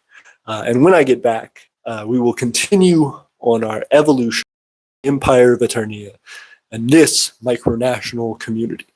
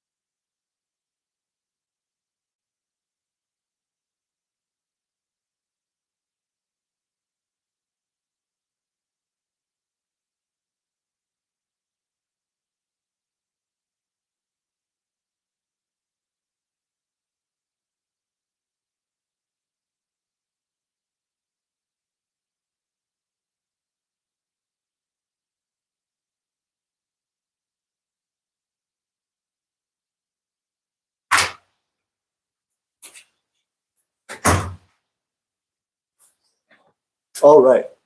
Thank you all for your patience. I'm back.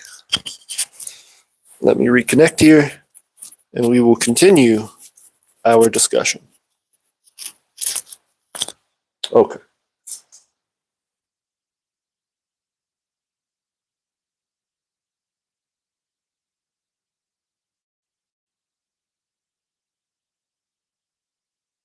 That is fantastic. Just to make a quick point of discussion, Miriam bringing up part of their passion, not only with coming to terms with their own conditions and situations, but discussing dissociative identity disorder with others and educating about mental health in general. That's incredible. That is a way that people can continue to strive for development with their micronations and what is important to them, and in particular for you, Miriam. That's wonderful. That's a great way to move through your own journey as well as assisting others with theirs.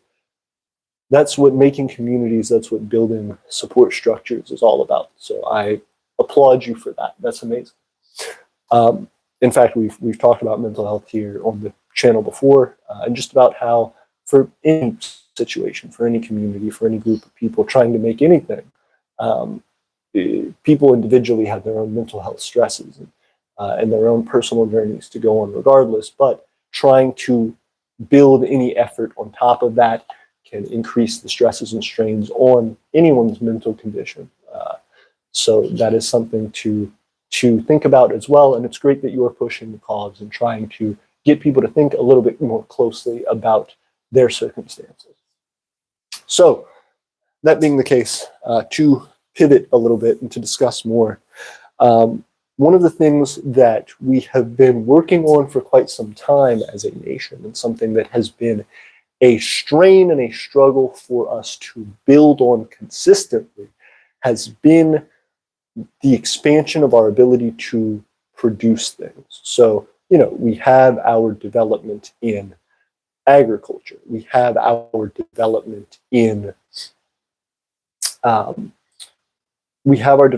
agriculture, and we have our development in certain technological spaces like energy generation. However, we have limits in the manufacture of things. So, for example, with metals casting and refining, this is something that we've worked on for quite some time. And while we have more resources than ever to do it, our dedication to the craft itself has been fairly limited and mainly experimental. So in trying to push forward with that, we have been looking at ways to practically utilize our ability there and trying to enhance it. Now, this is not something that is on the top of our list. So this is not something that we're going to be achieving or pushing for in the short term by any means. This is something that has to develop over the long term as we gain more people and as we have the ability to push the boundaries of what we're doing into more complex setups and in a more varied dynamic, so that we have more people doing more things and everybody's time is a little bit more freed up for the baseline number of responsibilities we have, so that we can push into new avenues of development that will continue to assist. So down the line, where metals refining and casting comes into that is specifically in trying to build up our means to provide more complex for ourselves internally. A lot of our development comes internal first, trying to reduce our costs, and then from there looking at if that is something we can provide viably as a value. So where metals casting and refining comes in that regard is specifically with the making of tools, the making of components for ourselves. There are certain things that are very elaborate and difficult to make, build up to, but for now, there are plenty of very simple things that we can cast, that we can work, the scrap metal that we have to form, and saves us a few dollars from going to the store and buying it, which over time, as society grows and as of Aeternia, local citizens of Aeternia, but as we get more residents of our territories as well, this will become something that is a larger and larger cost-saving effort. And even as we expand into new industries and new agricultural pursuits and new pursuits as a society, being able to say, hey, there's something, tool or object that we need that we don't have to go out and buy. We can manufacture it ourselves and provide it in-house is increasingly valuable. And so it's not something that right now we have to be able to work on. And in fact, if we were to jump on it right now and start doing it, would take away time that we have to perfect and build on the things that we're currently focusing on as our main efforts. However, we want over time, one, to continue to grow on some of the efforts that we've made in the past with other micronations, with other groups, and of course, internally for our own projects. But then as well, we want to do that so that we can make it a more applicable area of development for us and say, hey, we can provide this more to our agriculture sector. We can provide this more to our recruitment. We can provide this more to foreign relations, where we're custom making things for other people, like the fabulous Queen Bougie and his wonderful jewelry. Being able to provide more for the development and aesthetics of places like Vitae, with Emperor Luna bringing up to have a third space that having it not only be something that is developed in wood that is fairly stable and fairly resistant to the elements, but then on top of that having metal components that add a layer of depth and a layer of complexity to the cultural richness of it, and also which can be made fairly weatherproof as well and fairly hardy. These are all things that are very, very valuable for us, and that as we develop and get more complex as a society, will continue to prove their usefulness. So,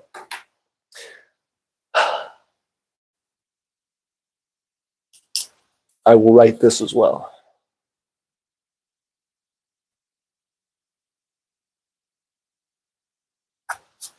Metal development is something to be considered. On top of that, there's something that I meant to write earlier and I did not, but Emperor Luna's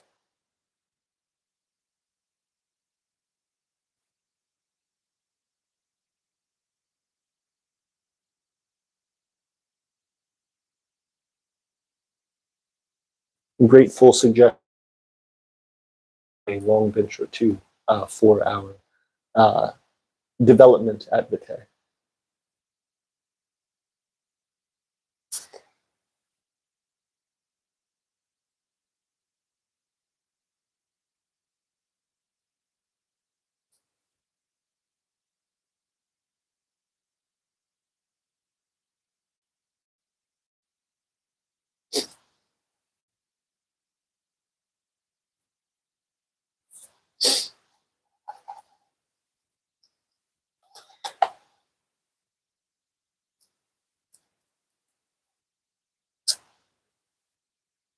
Okay. Emperor Luna brought up, side note, this is a beautiful book you're writing into, Emperor AP. Thank you so much. I appreciate that. This is a book that I got, I think, from a local store.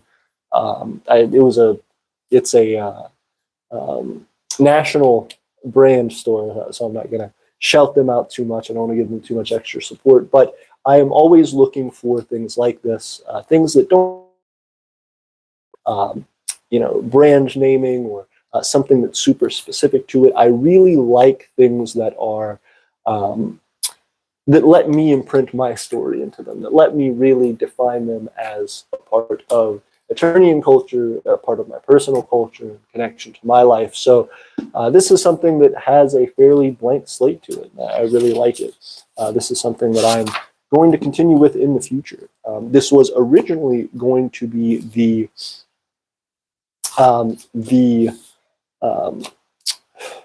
goodness, I'm having difficulty with my memory at the moment. This was originally going to be the Legends Tome, which was a book used to inscribe information about the history of our people, and specifically legends in the Empire of Aeternia, people who have made incredible efforts in the Empire's development and are a fundamental part of historical milestones in our development. So this was going to be a big part of that. And I still am of that. Decided to make this used in government connection with our government's development and my personal ability to organize myself within those efforts. However, and maybe even potentially as a little bit of a personal diary, if I one day pass on the emperorship to an appointee noble of the title, worthy of the title, I will more than likely pass on something similar to this, which may have my writings and my discussion in it for exactly what it is that the emperorship is like. My day-to-day experience, things that we go through in the empire, in facing what it is that we do, and this is something that I think would be nice for that cause. cause. Again, it may not specifically be this book. I would really like it if I had something to pass down to the next emperor for them to learn from, or empress for them to learn from. I think this would be something to provide. Not, again, maybe not specifically this, but something similar, something that's a notebook of mine, something that can provide a little bit of my insight and day-to-day experience and running the empire and what that looked like and the issues that I faced, and showing that there is a path forward for them and whatever they deal with as well. His Majesty Queen Bougie jumping in. Thank you both for being here as well and continuing to support in the stream. It means a great deal. His Majesty Queen Bougie says, I also want it to be known that the duties of a monarch, this is the duties of a monarch. These are long hours and deep construction. Emperor AP is a good mentor. Thank you so much, Queen Bougie. That means a great deal. Again, this is something that is near and dear to my heart. The development of the Empire of Aeternia, the development of other nations where people can feel as though they are able to live the lives that they want to, is paramount for us. It is for me personally something that has been a calling for a long time. As I've spoken about before on this channel and have discussed at length in my personal life, when getting into the micronational community, when starting to do all this, I didn't just say I wanted to create a country, I wanted to find a country to be a part of. And when reaching out to other micronations, they aren't exactly all hosting residence programs and saying, hey, come and live on this property with me. So that being the case, and I guess at the time I should have been fortunate for that, because it may not have been wise to just go and move somewhere and live somewhere. But it was something that I wanted to invest in, and something that I really wanted to become a part of. I wanted to join another nation. And in not finding one that was a good fit and that could accept me, I built the Empire of Aeternia. I started thinking about what it was that was important for me and the life I wanted to live and the future I wanted to see and raise my children in, and be able to provide for others. And so that's where we get to with our empire. And the idea of the Empire of Aeternia as well is ultimately not just to be my ideas, but the ideas of our citizens, the ideas of our government officials, the ideas of the other micronationalists who help to make the empire what it is. And so by participating in this and by giving me feedback and discussing and being here in the comments, this is huge. This is something that I need personally for this continued development, because it is certainly not easy to do alone. And I say easy to do alone. I suppose thanks to you all and thanks to people in my life, I've never truly done it completely alone. But there have been times where, that effort is 99.999% on my shoulders. And that is tough. And that's not the case anymore, certainly. But it becomes a whole different ballgame of, trying to develop the efforts that I am, while also trying to help and learn from the people who are working to try to achieve the goals that we've set out as a group now. And this is harder and harder. So I am grateful for you all teaching me and being here to kind of bounce ideas back and forth from, for you all experiencing your own struggles and developing your own nations, to be able to say, this is what I'm doing and this is how I'm feeling. For us to have this shared space is valuable. I think in a way this is a third space as well for us micronationalists, and I hope our Discord and these streams can continue to provide that. But another thing that I want to discuss, and maybe Emperor Luna and Queen Bougie, as well as Miriam and anybody else who is in the stream currently who wants to discuss this, maybe even our citizens, if there's any of our citizens here in the stream as well, to discuss is the concept that the Empire of Aeternia isn't just meant to be something from a single group.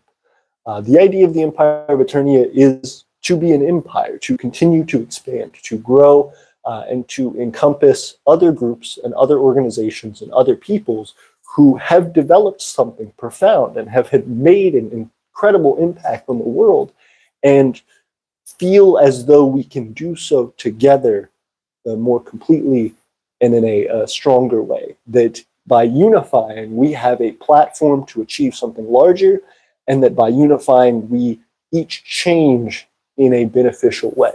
And so that's what the Empire's goal is ultimately, not only to develop and expand as much as it can independently, but to seek out those partners, to seek out those groups who may have an interest in becoming a part of the Empire of Aeternia and actually expanding what it means to be Aeternian, to be an Imperial, to have the culture that we have, and to add to that, to create something new that is a new era of Aeternia, a bigger and better Aeternia.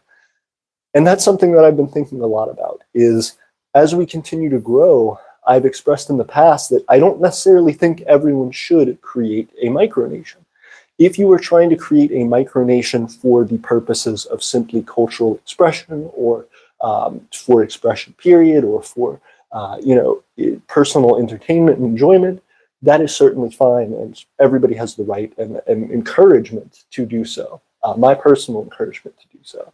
At the same time, though, I think that for people who are trying to develop nations to provide for others, to provide a high quality of life, to provide value to others, to provide a place to live, to provide food for, to provide a better future for and better outcomes for, I don't think that's necessarily reasonable for everybody to be trying to achieve independently, because there is so much to be gained from working together. So our goal as the Empire of Aeternia has not just been to be a model for other micronations, or as an experiment in micronationalism to see how far it can go, which we certainly are to some extent, but also to be a platform that other micronations can develop into, that, we can set up opportunities for other micronations to say, hey, this is, something that is a pathway that I can develop into, that I'd be comfortable becoming a part of the Empire of Aeternia, which is a radical concept in micronationalism. And is something that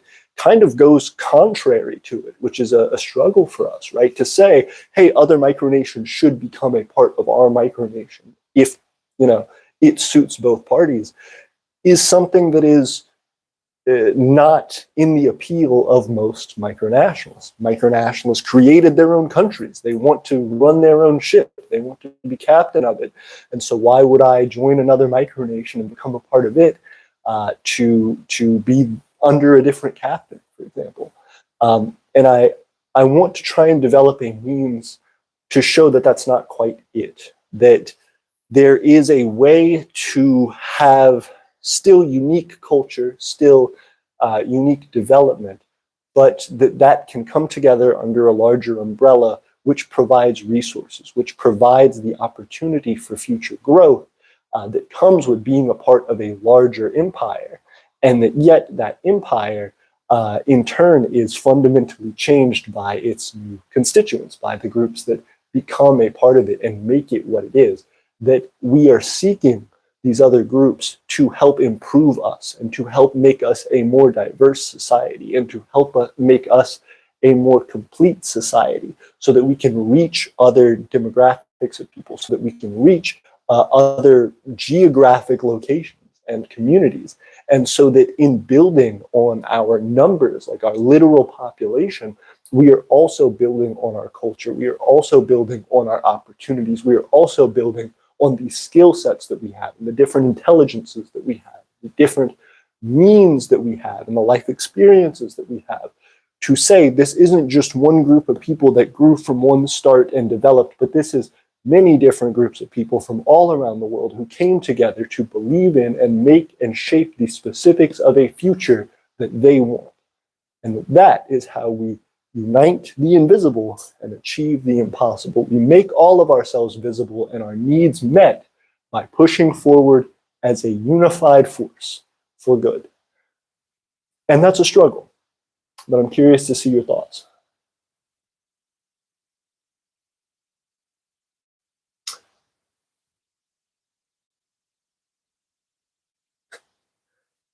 Okay, we have a good number of comments.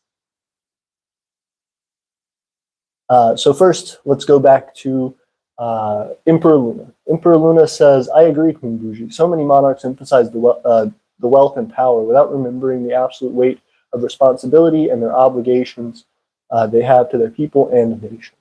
100%.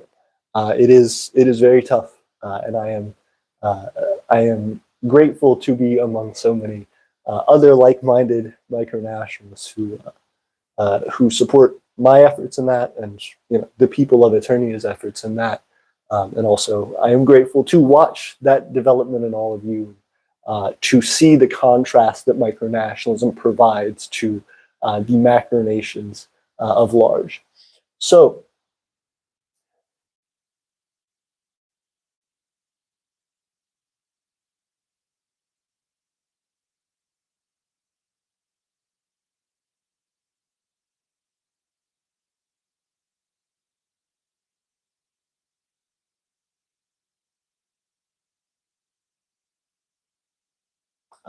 Miriam says, AP, do you think our micronation can technically use a Minecraft server as claims or third space for our micronation? Sure, absolutely. Plenty of micronations do that. And I would say that's certainly a great place to develop if that's your inclination. Emperor Luna says, sure, you can expand AP, but the Sabine and beyond is off limits. Just kidding. I appreciate it, Emperor Luna. We wouldn't dare encroach on the great Empire of Aeternia. But again, I know you're kidding. There is that like feeling, though, I think, when we discuss this, and it's warranted. But when I'm discussing this idea, I really am trying to figure out how to collaborate with others in a way that helps to develop one consistent brand. And so, for example, we've been pitched before, because I've talked about this idea with other micronations, and it's the concept of, okay, well then, why don't we unite together and then we change the name of each of our micronations into one different micronation, and that way you didn't lose a thing and I didn't, it becomes this whole other thing. And while certainly we could do that, then we do that once, and then do we do it again and change the branding again when another micronation comes in, and then change the branding again when another micronation comes in? It also creates this issue of, well, then do you change the governance as well? Because then you create more like a federation, and then that becomes more like a micronational union, micronational UN, and there are issues with those types of organizations as well, and there are struggles with that. So this is, in a way, a self-preserving model, I suppose, but it is not meant to be that internally. It is meant to be that way for the government and for the naming convention. But as far as the development of the culture, as far as the development of the people in the government and how those government stations work and the expansion of that government, that is meant to change with the inclusion of other nations and other cultures and other peoples. And that's the point. How do we collaborate with people and say, hey, if we want a micronation to be taken seriously by macronational governments, if we want to be able to create a movement as micronations that is able to reach all the different corners of the globe and say, hey, there is a part of, for example, the Empire of Aeternia that may be relatively near you. You just need to check them out. You just need to find which part it is. You can look at it on this map, and there's this explanation, and there's these people to contact. If we were able to grow to that size, that would be a significant expansion on what micronationalism means as a fundamental concept, and would put us on the map for pursuing those impossible goals in a much quicker timeline than any of us can individually. So that is something that is a constant pursuit of mine, not only how to provide a society that gives benefit to those who choose to become citizens as individuals, but how to take all of these expansive and years-long dedicated efforts of so many micronationalists who are so passionate and so capable and so proud of what they have built, and help them to maintain that beyond their lifetimes. That's something that's concerning for me. And, I may be able to pass on the Empire of Aeternia to my future citizens and their kin and so on and so forth, and appoint somebody who is worthy of of the emperorship. But at the same time, that is not something that is reasonable to do at small scale, in the sense that, you know, you can do it formally and you can pass it on, but it's so much better if you have a much larger group of people, because you can pass it on truly to a larger wealth of candidates who have the ability to take Aeternia so much further than maybe I could in my lifetime. And that's the same thing with all of these other micronations. I think while they certainly can be passed on and passed down and continue their development, for those that are really putting everything into doing this and into making a society that is supposed to be fundamentally different, there is only so far we can go as individuals. There's only so far we can go as small groups. And if we can find a way to make a system that works, that micronationalists feel comfortable developing into, there is hope. I think there is hope for us to really make a big change within our lifetimes, but we cannot do it as individual, small, tribalistic groups. It won't work nearly as well. And it has a tendency as individual groups to fall apart over years or decades, over generations.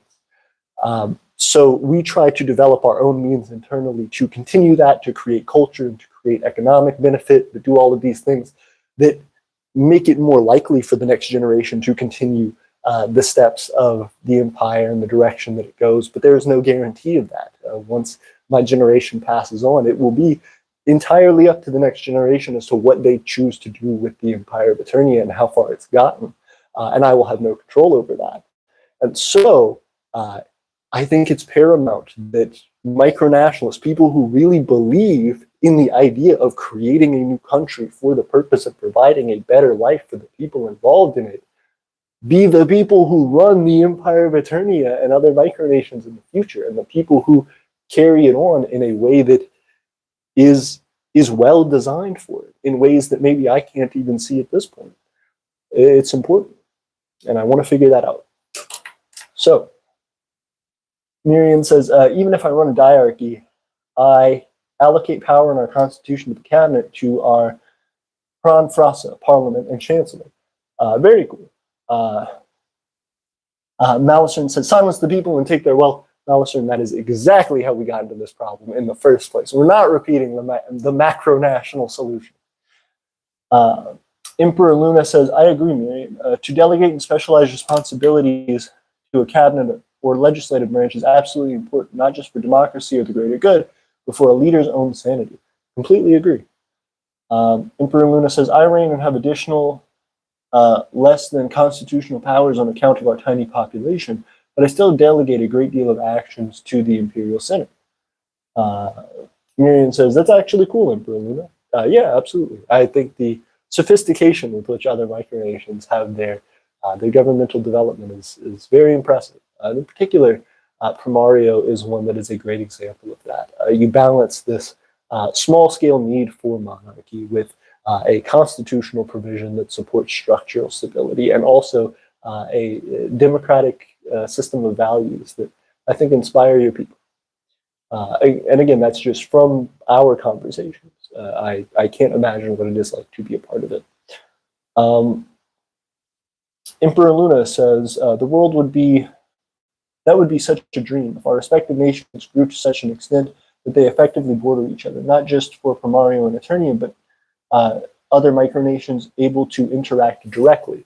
Well, and that's something that I think doesn't even necessarily have to happen in that way. You know, I think the way that you're describing it is, you know, micronation A grows this direction, micronation B grows this direction, and they border each other and they're able to provide support. But that's not even what I'm talking about. I'm talking about the concept of, you know, the Empire of Aeternia plans to continue to grow. We plan to continue to push into different efforts, and I'm sure the Empire of Primario does as well. But at a certain point, we seek specifically to do that, to say, hey, we have the means to provide transportation and funding to groups of people to go to visit other micronations and to connect with those groups and to try to set up economic institutions for those groups and to try to set up financial agreements with those groups. And so that is beneficial and assistive, and we will continue to do that.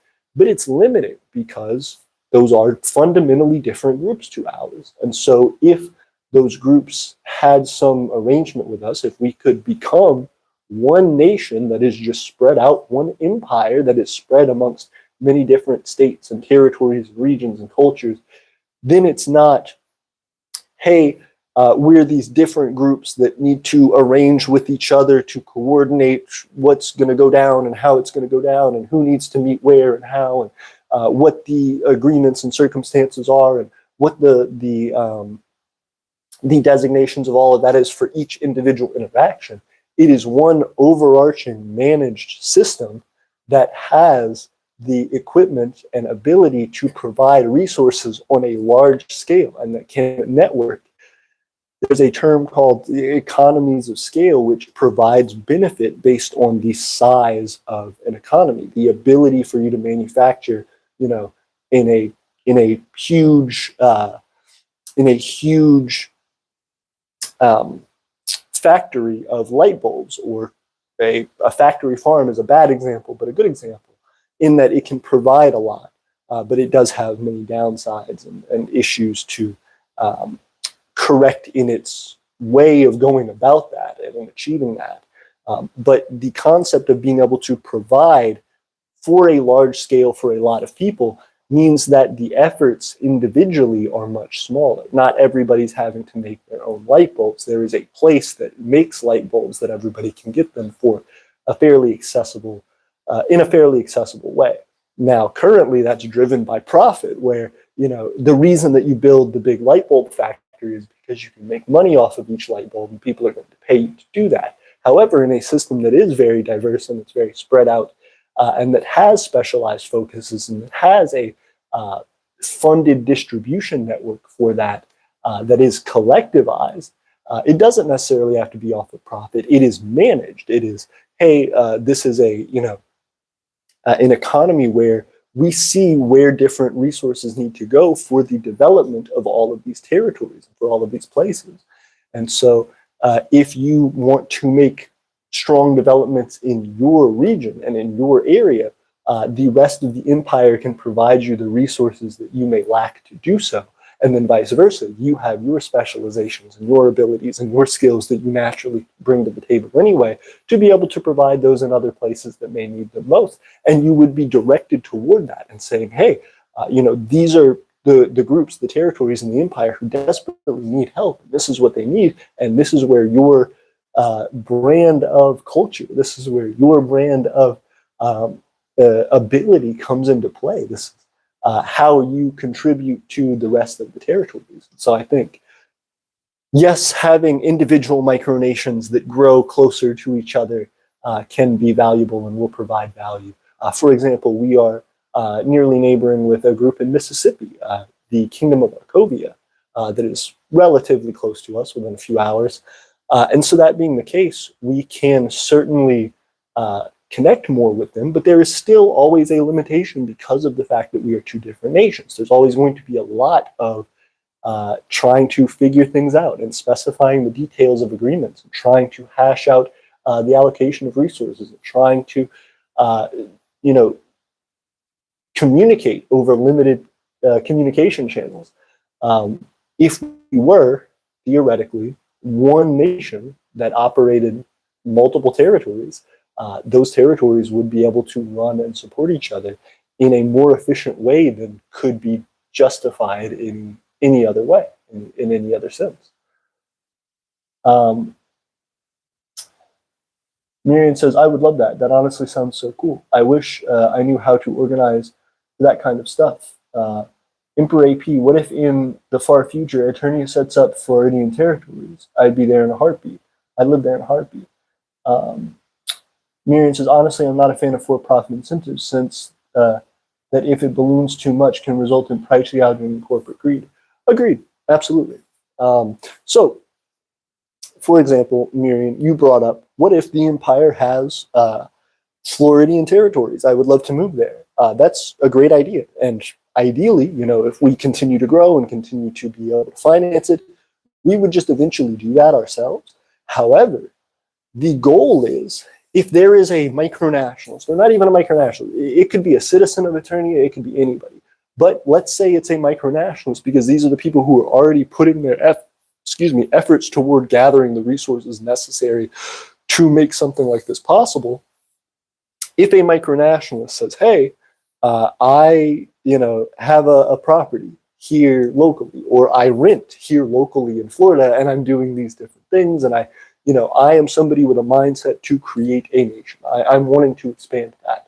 If that person can create a territory for the Empire of Aeternia, even if they don't have the funds to purchase a territory, if they have the desire and the willingness and the connection to the imperial government and the proof of a long enough term citizenship to warrant this, then the Empire of Aeternia would just provide the resources and the knowledge and the people to help try to push and develop for a territory to be built there that provides for the needs of those people, and in turn would be specialized and designed in a way that provides for the larger needs and the gaps and the issues that the rest of the empire faces, that lightens the load on the empire. Again, it's trying to create this baseline quality of life for everyone. So the idea would be, why are we all trying to create these individual pockets of development that have to create everything every single time over and over and over and over again, when we should be trying to work together and say, this is the stage that I'm at, and this is the stage that you're at, and this is the stage that you're at, and if we all came together, we could fix each other's problems. It's not just clean cut, wipe your hands of it, but it is a way to gain much more quickly than us each saying, cool, we're each at our individual stages, and then I'll keep growing independently, and you keep growing independently, and you keep growing independently, and eventually maybe one day we'll be 10 or 12 steps down the line, and we'll be slightly better off. If we all unite and we all come together and we all work toward a common good, and we have our resources collectivized, and we provide a more managed system to all of our development and provide the resources where they are needed most, then we can all expand at a rate much more aggressively than any of us could alone. That is the dream. That's the thing that I'm trying to figure out, is how do I pitch to other micronationalists, and how do I sincerely develop a system that other micronationalists value enough to say, this is the future. This is what I want to become a part of. This is something that I am willing to take my efforts and my history and my culture as a micronation and put toward the project of the Empire of Aeternia, to help to say, hey, this is going to cement my nation and its development into a continued growth cycle within the development of the empire. It's not an easy sell. It's not something that is just a let's do it and it's done and it's over. We have to be able to provide for the cultural needs, the material needs, and the aspirations, the individual importance of each of these individual groups. And doing that becomes harder and harder at scale, but is something that is worth pursuing nonetheless. I think it is a way to try to achieve the thing that so many other macronations blow each other up over and fight and, starve each other out over. If we can figure out cooperation at that scale and unification at that scale, we are doing something that is tough for any other nation in history to have done. So,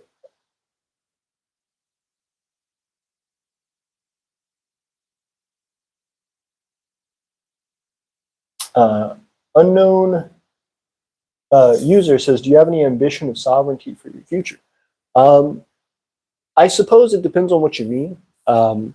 The short answer is yes, but the long answer is we view our territories in the Empire of Aeternia as culturally sovereign, I suppose. We identify with them as a part of the nation that we view as independent. But at the same time, we recognize them as being subject to the laws of the macronation that they're a part of. So, our two territories that we own legally are within the United States, were purchased within the United States, and must abide fully, and all of the people in them must abide fully by US law in order to continue to exist. That's a circumstance that we deal with, and that makes those territories technically not sovereign territories. We are not trying to make those in the future sovereign territories. We're not trying to secede or cede territory away from the United States or any other country. That's not the goal. The goal is to provide these individual territories, which are economic and cultural hubs of independence for the Empire of Aeternia, which aims to use those resources and those people and those ideas and that development and that progress to develop territories outside of the jurisdiction of these other macronations, these other larger countries that most of our territories are inside of, and that the funneling of resources toward those newly developed territories outside of other macronations' jurisdictions and legal territory allows us to then create further and further independence, which should prove to push further and further recognition for our nation and its claims, as well as just having a larger population, which is internal to all of these other territories in all of these other macronations that may be culturally and self-identifying as independent parts of Eternia, but that are bound by the laws of the macronations that they are inside of. We are creating societies and cultures and identities of people who say, I want to be a part of something different. I love the place that I come from. I'm still a U.S. citizen. I'm proud of being a U.S. citizen, but also I want to develop something different. I see a better future for myself and the people that I care about, and I want to build a future that accurately represents that culturally and in a way that provides the resources that I have to do so. That's the goal.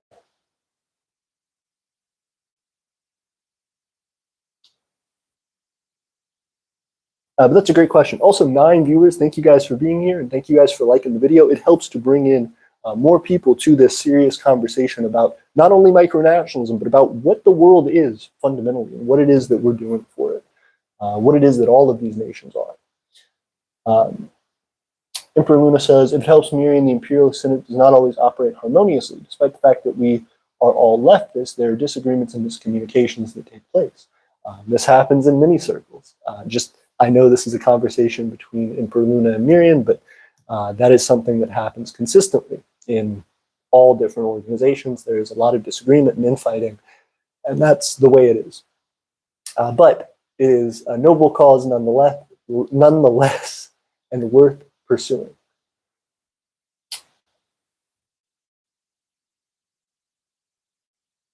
Dynamic, thank you for being back. It means a lot.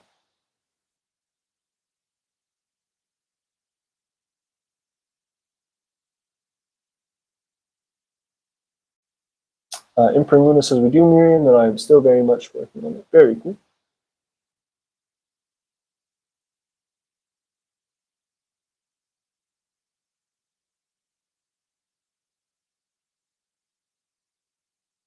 Thank you all for joining in. And as well, Queen Bougie, thank you for commenting and reaching out.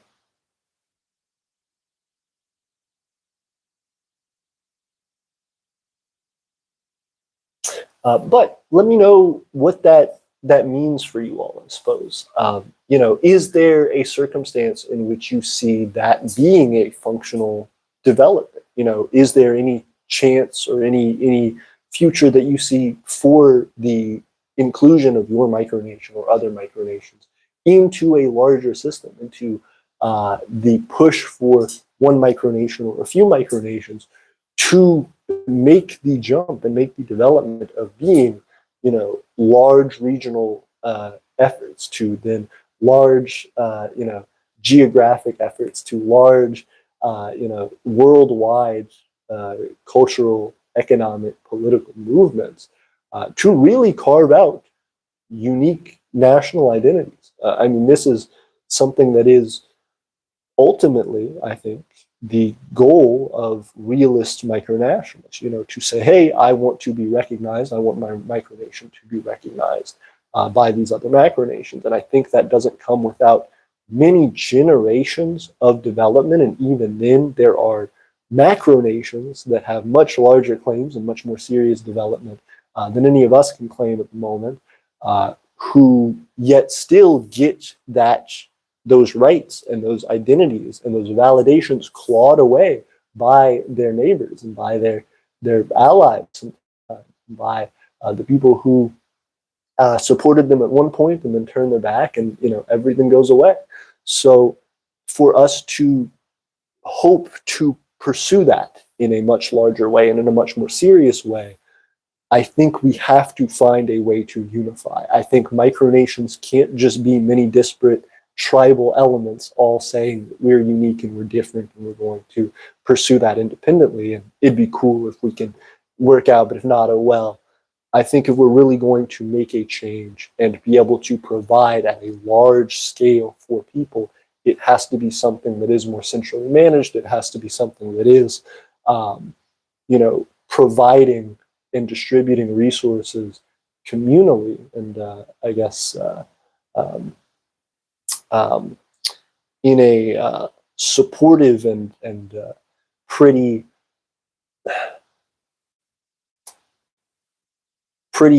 strategic way quickly. With as we continue to develop micronationalism, I think there is a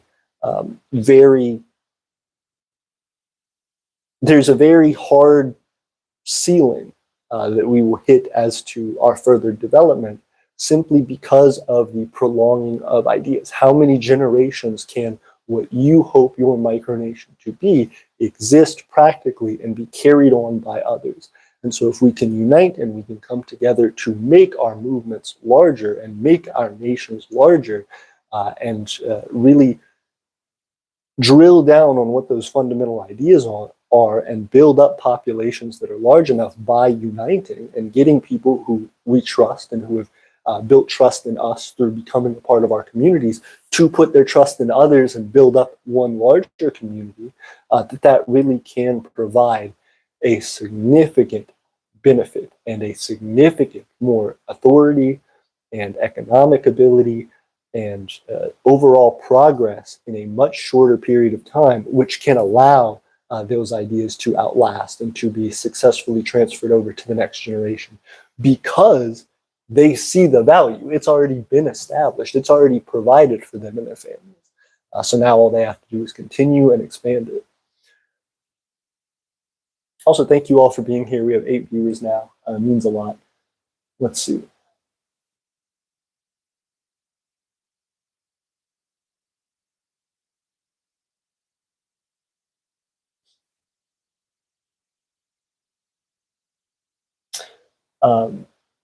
Dynamic Umbrella says, when expanding a nation, how do you do that? Do you A, build bigger infrastructure, or B, expand technologically? Just a quick mention on that. It's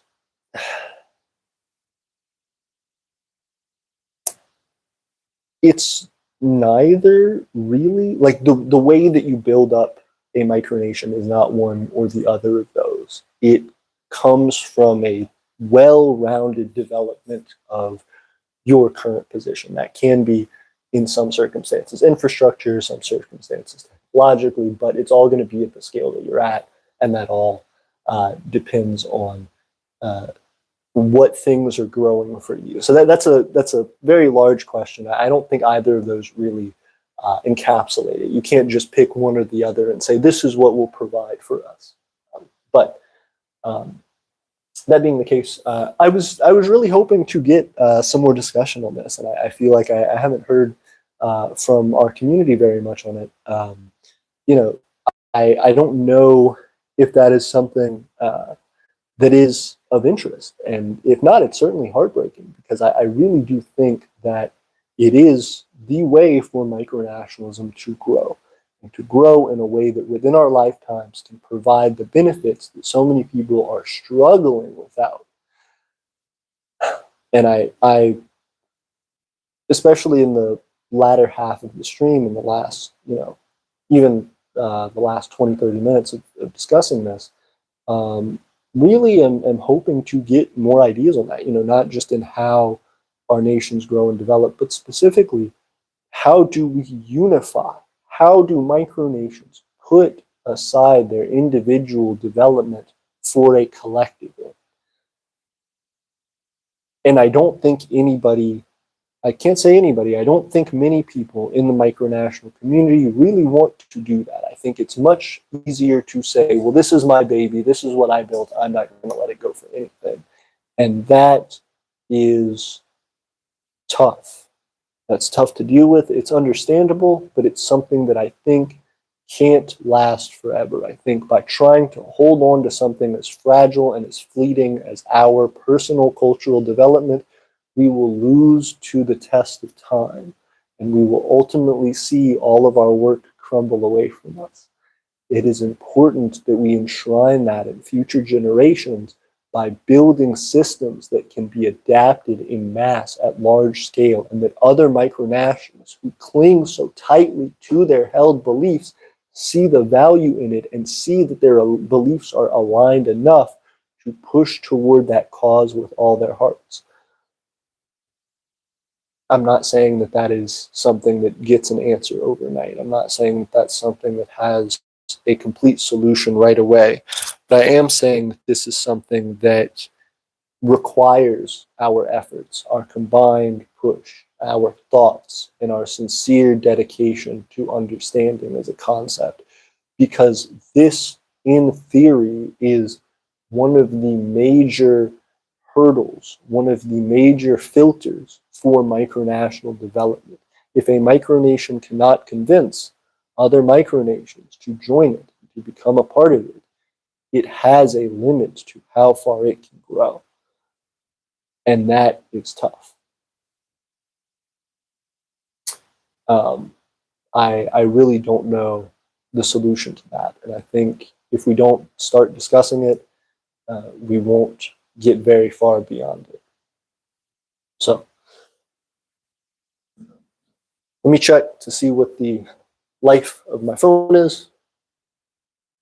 Getting pretty close. Okay.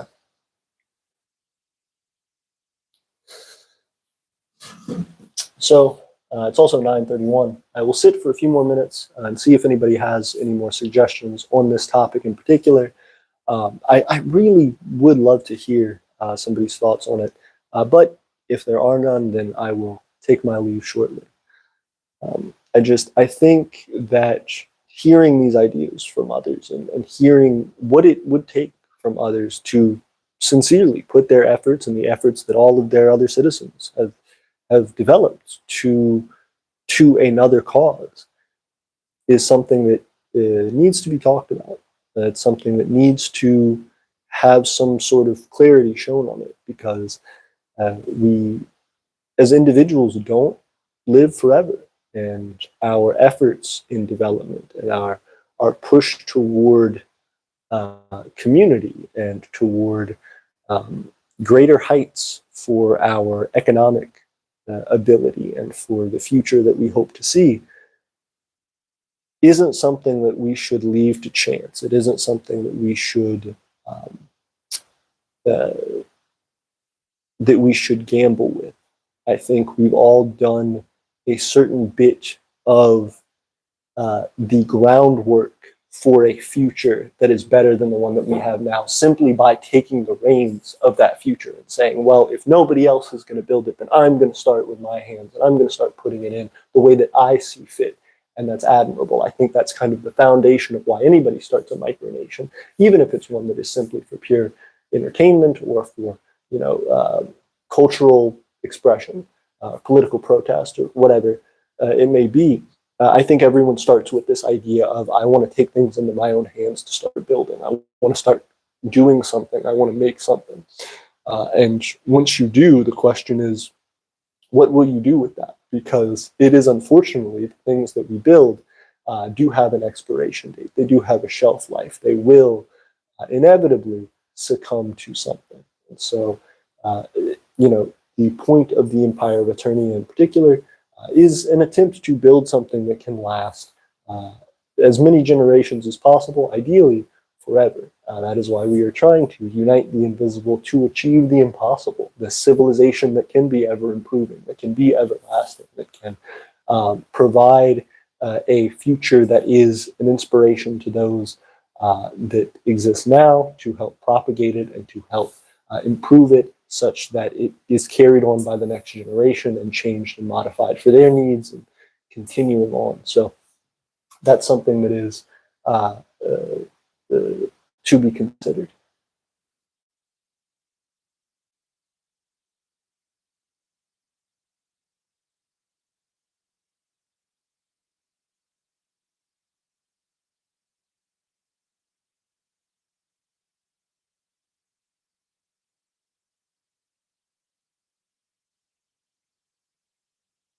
Emperor Luna, thank you so much for being here. It was good to see you. Have a good night. Miriam said, Ali, Umbrella says, what if you join nations? For example, random nation here, join to you, should it make the other random nation here your colony? So that's a great question. We're not necessarily looking to colonize, I suppose. That's not the attempt. But the question of how that works, how that's developed, I suppose is through a mutual unification. The concept of not necessarily where colonization would like strip the culture from another group and try to make it fully homogenous with the original. The idea would be to allow the development of the merging of cultures, to have the culture that has been developed in the micronation that is coming in to be adopted and to flourish and to be specifically pushed in the other micronation that it joins as they ascend toward macronationalism. Would be the idea that macronations are generally these very diverse places that come about from the influx of lots of people from lots of different walks of life and lots of different cultures, and those cultures merge and meld a lot of the time. So you get aspects from different cultures that all come together. And that would be the idea, is that people who are closer to other cultures originally would maintain those cultures more strongly themselves, but that bits of their culture would influence the other people in the nation that they're a part of, and vice versa. That it would blend in ways that create a fundamentally unique and different culture altogether from either of the two that had existed previously because of their unification.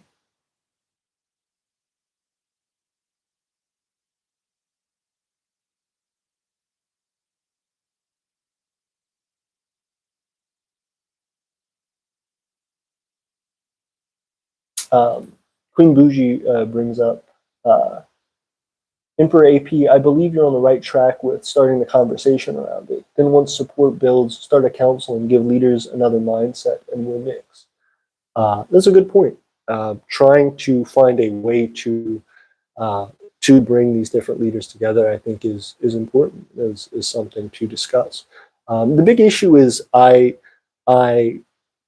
have seen the downfalls of micronational organizations. I think there is this, I don't think I'm the first person to say, and this is a great point that you bring up, Queen Bougie. I don't think I'm the first person to say, hey, micronations need to come together to, do more. Hey, if we all come together, then we can do more. But a lot of micronational organizations have the same tie-in and the same through line. And so the issue a lot of the time that micronational organizations come into is that they say, okay, so everybody comes in and they're all these different micronations and they're all independent, yet they're all coming together and they all have equal say in this council, and they're all trying to vie for their own needs while also supporting the group. And while this works in theory, I think it still provides a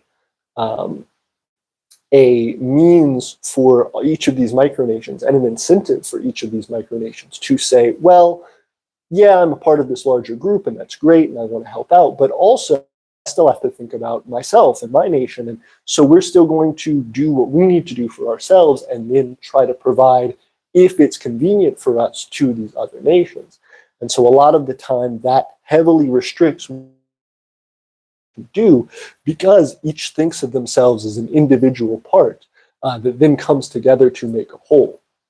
And I don't think that's how that should be looked at. I don't think we should design I'm not saying this is what you were thinking necessarily, but I am trying to figure out the larger structure of it, I suppose, and how to develop it. And it won't be something I develop alone. I'll need your help, certainly, Queen Bruges, Luna, and everybody else who has been so invaluable in providing information here.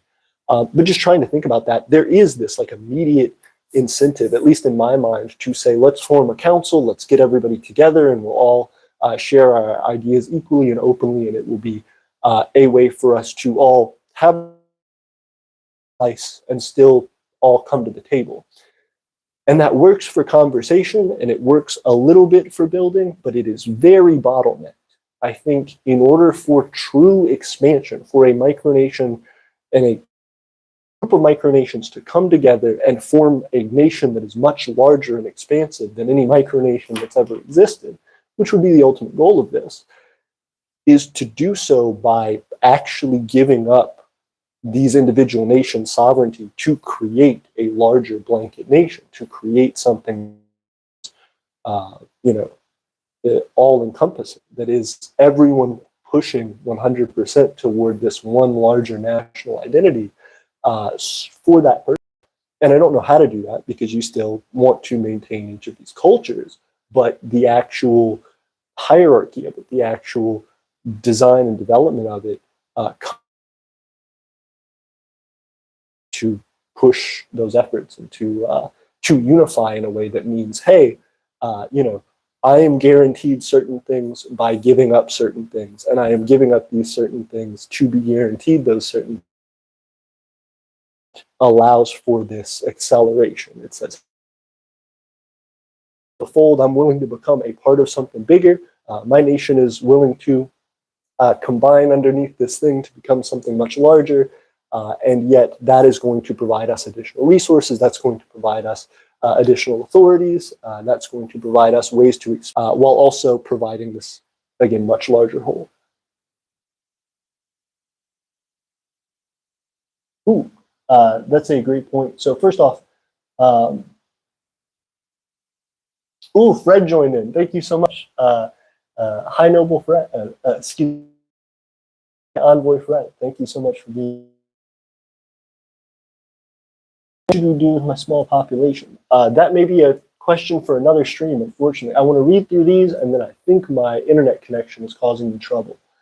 Queen Bougie says, Miriam, absolutely, I'm right here on YouTube. High Envoy Fred, second time I goofed it, says, part of it is a numbers game. In order to make positive changes to our communities, it takes larger groups of people than most groups are working with. Absolutely. And that's you were 100% spot on, High Envoy Fred. That's, I suppose, exactly what we're talking about. And I know we've talked about similar things in government meetings in general with recruitment. What does it mean to try to ask people to become a part of the Empire of Aeternia as citizens or as journeyers or as people just to come and get some understanding of what it is we're doing.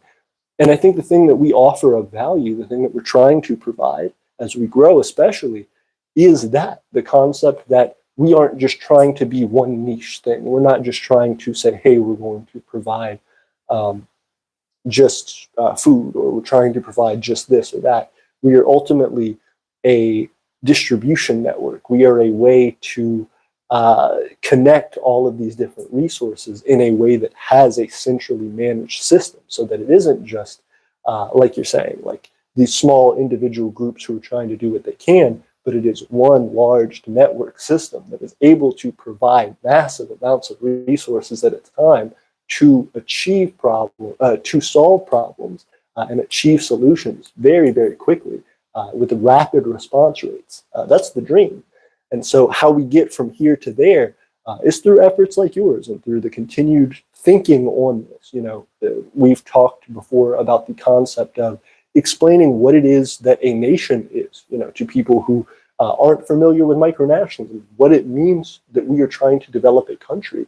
And I think that is it's a great underlining effort as to why specifically we are trying to make a country, and why the thing that we are pushing for is specifically so well fit to be its own country, and why culturally we should adopt and identify as members of another country.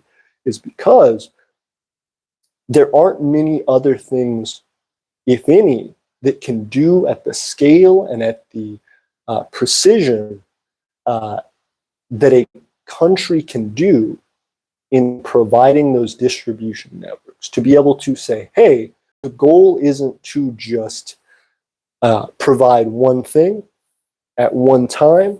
If we have the resources and if we have the capability, we have to become something of such a size and scale, and with so many resources under our belt, and designing to preemptively build and exercise our efforts to create those resources such that when those needs arises, we are already prepared. We have the distribution network to put the many varied resources together necessary to provide a complex and stable solution to a complex problem. You know, many local community support groups do not have the scale, do not have the ability to do that, especially when they're working as mission-focused nonprofits. You know, hey, we are trying to provide resources for the homeless. Hey, we are trying to provide, we are trying to provide ride sharing for people, things like that. Community access to things. Hey, we are trying to provide assistance to art programs. Hey, we are trying to provide education to people. All of these different efforts are powerful, but they are all very limited, especially when they all rely on donations as nonprofits.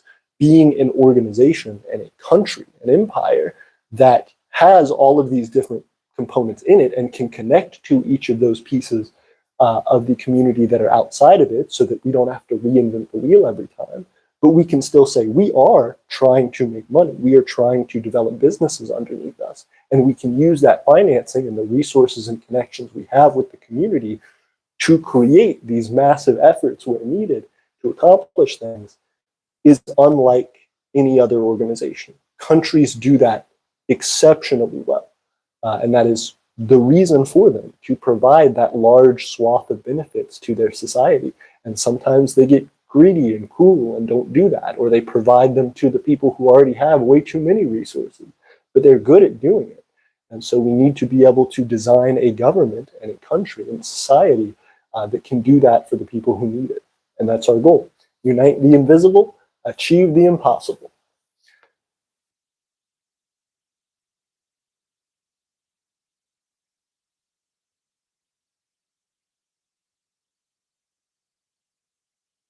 Queen Bougie says, true, true. Dynamic says, should I make my number get stronger and make my way up to the small number? Good question. Queen Bougie says, mission statement, a United Nations, if you will. This is the concern, though. I think the push for a United Nations is something that is concerning. Micronational organizations try to be micronation UNs, and it generally doesn't work out well. And I discussed that a little while ago. I'm not sure if my comments now are before or after that discussion. Me reading your comment was before or after that discussion, but these are things to discuss further. Miriam says, I will keep posting all my art in the Aeternia server as I see myself as part of the Aeternian community. I am ineligible for citizenship as I am a diarch of Takaya. However, I wish I could be a citizen and a diarch of Takaya. Fair enough. I completely understand. And maybe one day things change, or maybe there's the ability for us to work together in some more way, but definitely you are a part of the larger Aeternian community, even if not a citizen. And that means an incredible deal to us. Thank you so much for being an artist and for expressing yourself and for helping us grow regardless of being a citizen or not. We appreciate you nonetheless. Umbrella says, what type of government are you? Personally, I am a democracy. We are a monarchy under an emperorship. So we're an absolute monarchy, but we are a collectivist society. So even though we are not necessarily democratic in institutions, our purpose is to provide for the well-being of all equally. So, I don't funnel the resources of Aeternia to me specifically. I am not trying to develop for my personal enrichment alone. the purpose of the Empire of Aeternia and the check on me in my position is that I have to be incredibly transparent, and I have to be able to provide the benefits that I get to Aeternian citizens as well. And the goal is to try to provide a baseline quality of life. So trying to provide that to all citizens as is their right.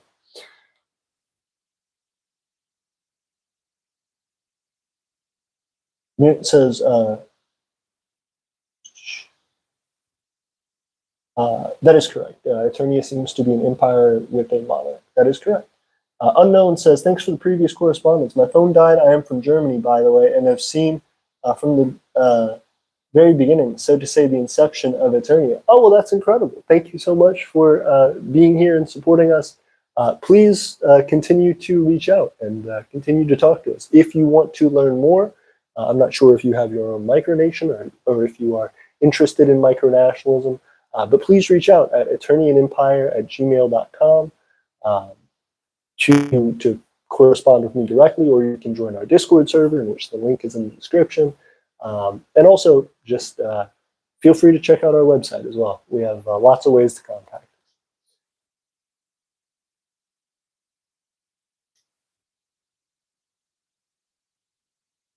us. Miriam says, there definitely is a problem with conflict of interest, like being a citizen of, let's say, Takaya and Aeternia. However, like, it is very cool to just be part of Aeternia. I would definitely spill my creative juices in service of Aeternia. Thank you so much, Miriam. That means a great deal to me. You are always welcome as a part of the Imperial community, and we're excited to have you to be creative and to learn from. I do hope that one day we have a better way of uniting people and bringing them together, regardless of background. But as of right now, this is, again, the best way for us to deal with conflict of interest. And I am grateful for your understanding in that, and that there is a way for us to work together despite it. Fantastic. So I will say, again, thank you for everybody who has been a part of the stream. I know, I believe, High Envoy Fred has maintained his connection to the stream as well. Queen Bougie, Miriam, Dynamic, Unknown User, thank you all so much for being here. And anybody else that I'm not mentioning right off the bat, it means a great deal for you all to be here. I see there are about 7 viewers here, so thank you so much. Queen Bougie says, wonderful stream. Thank you so much. Again, big things to come. Queen Bougie knows a little bit about this, but we are potentially trying to start a show very soon that may deal more with micronational development and the conflicts within that arise. So there's a lot to be done, a lot of work here in Talon and Vine Farm and the Empire of Aeternia, thanks to our wonderful local citizens and our government officials like Ripe David and High Envoy Fred. And until next time, Aeternia forever! See you all soon. Oh, and if you haven't subscribed, please subscribe. If you haven't liked the video, please like the video. All of those things. And let me know when is a good time for new live streams, because we're going to do them soon, and we're going to do them in a big way. So we're trying to get more consistent and trying to reach out to new citizens. Aeternia forever.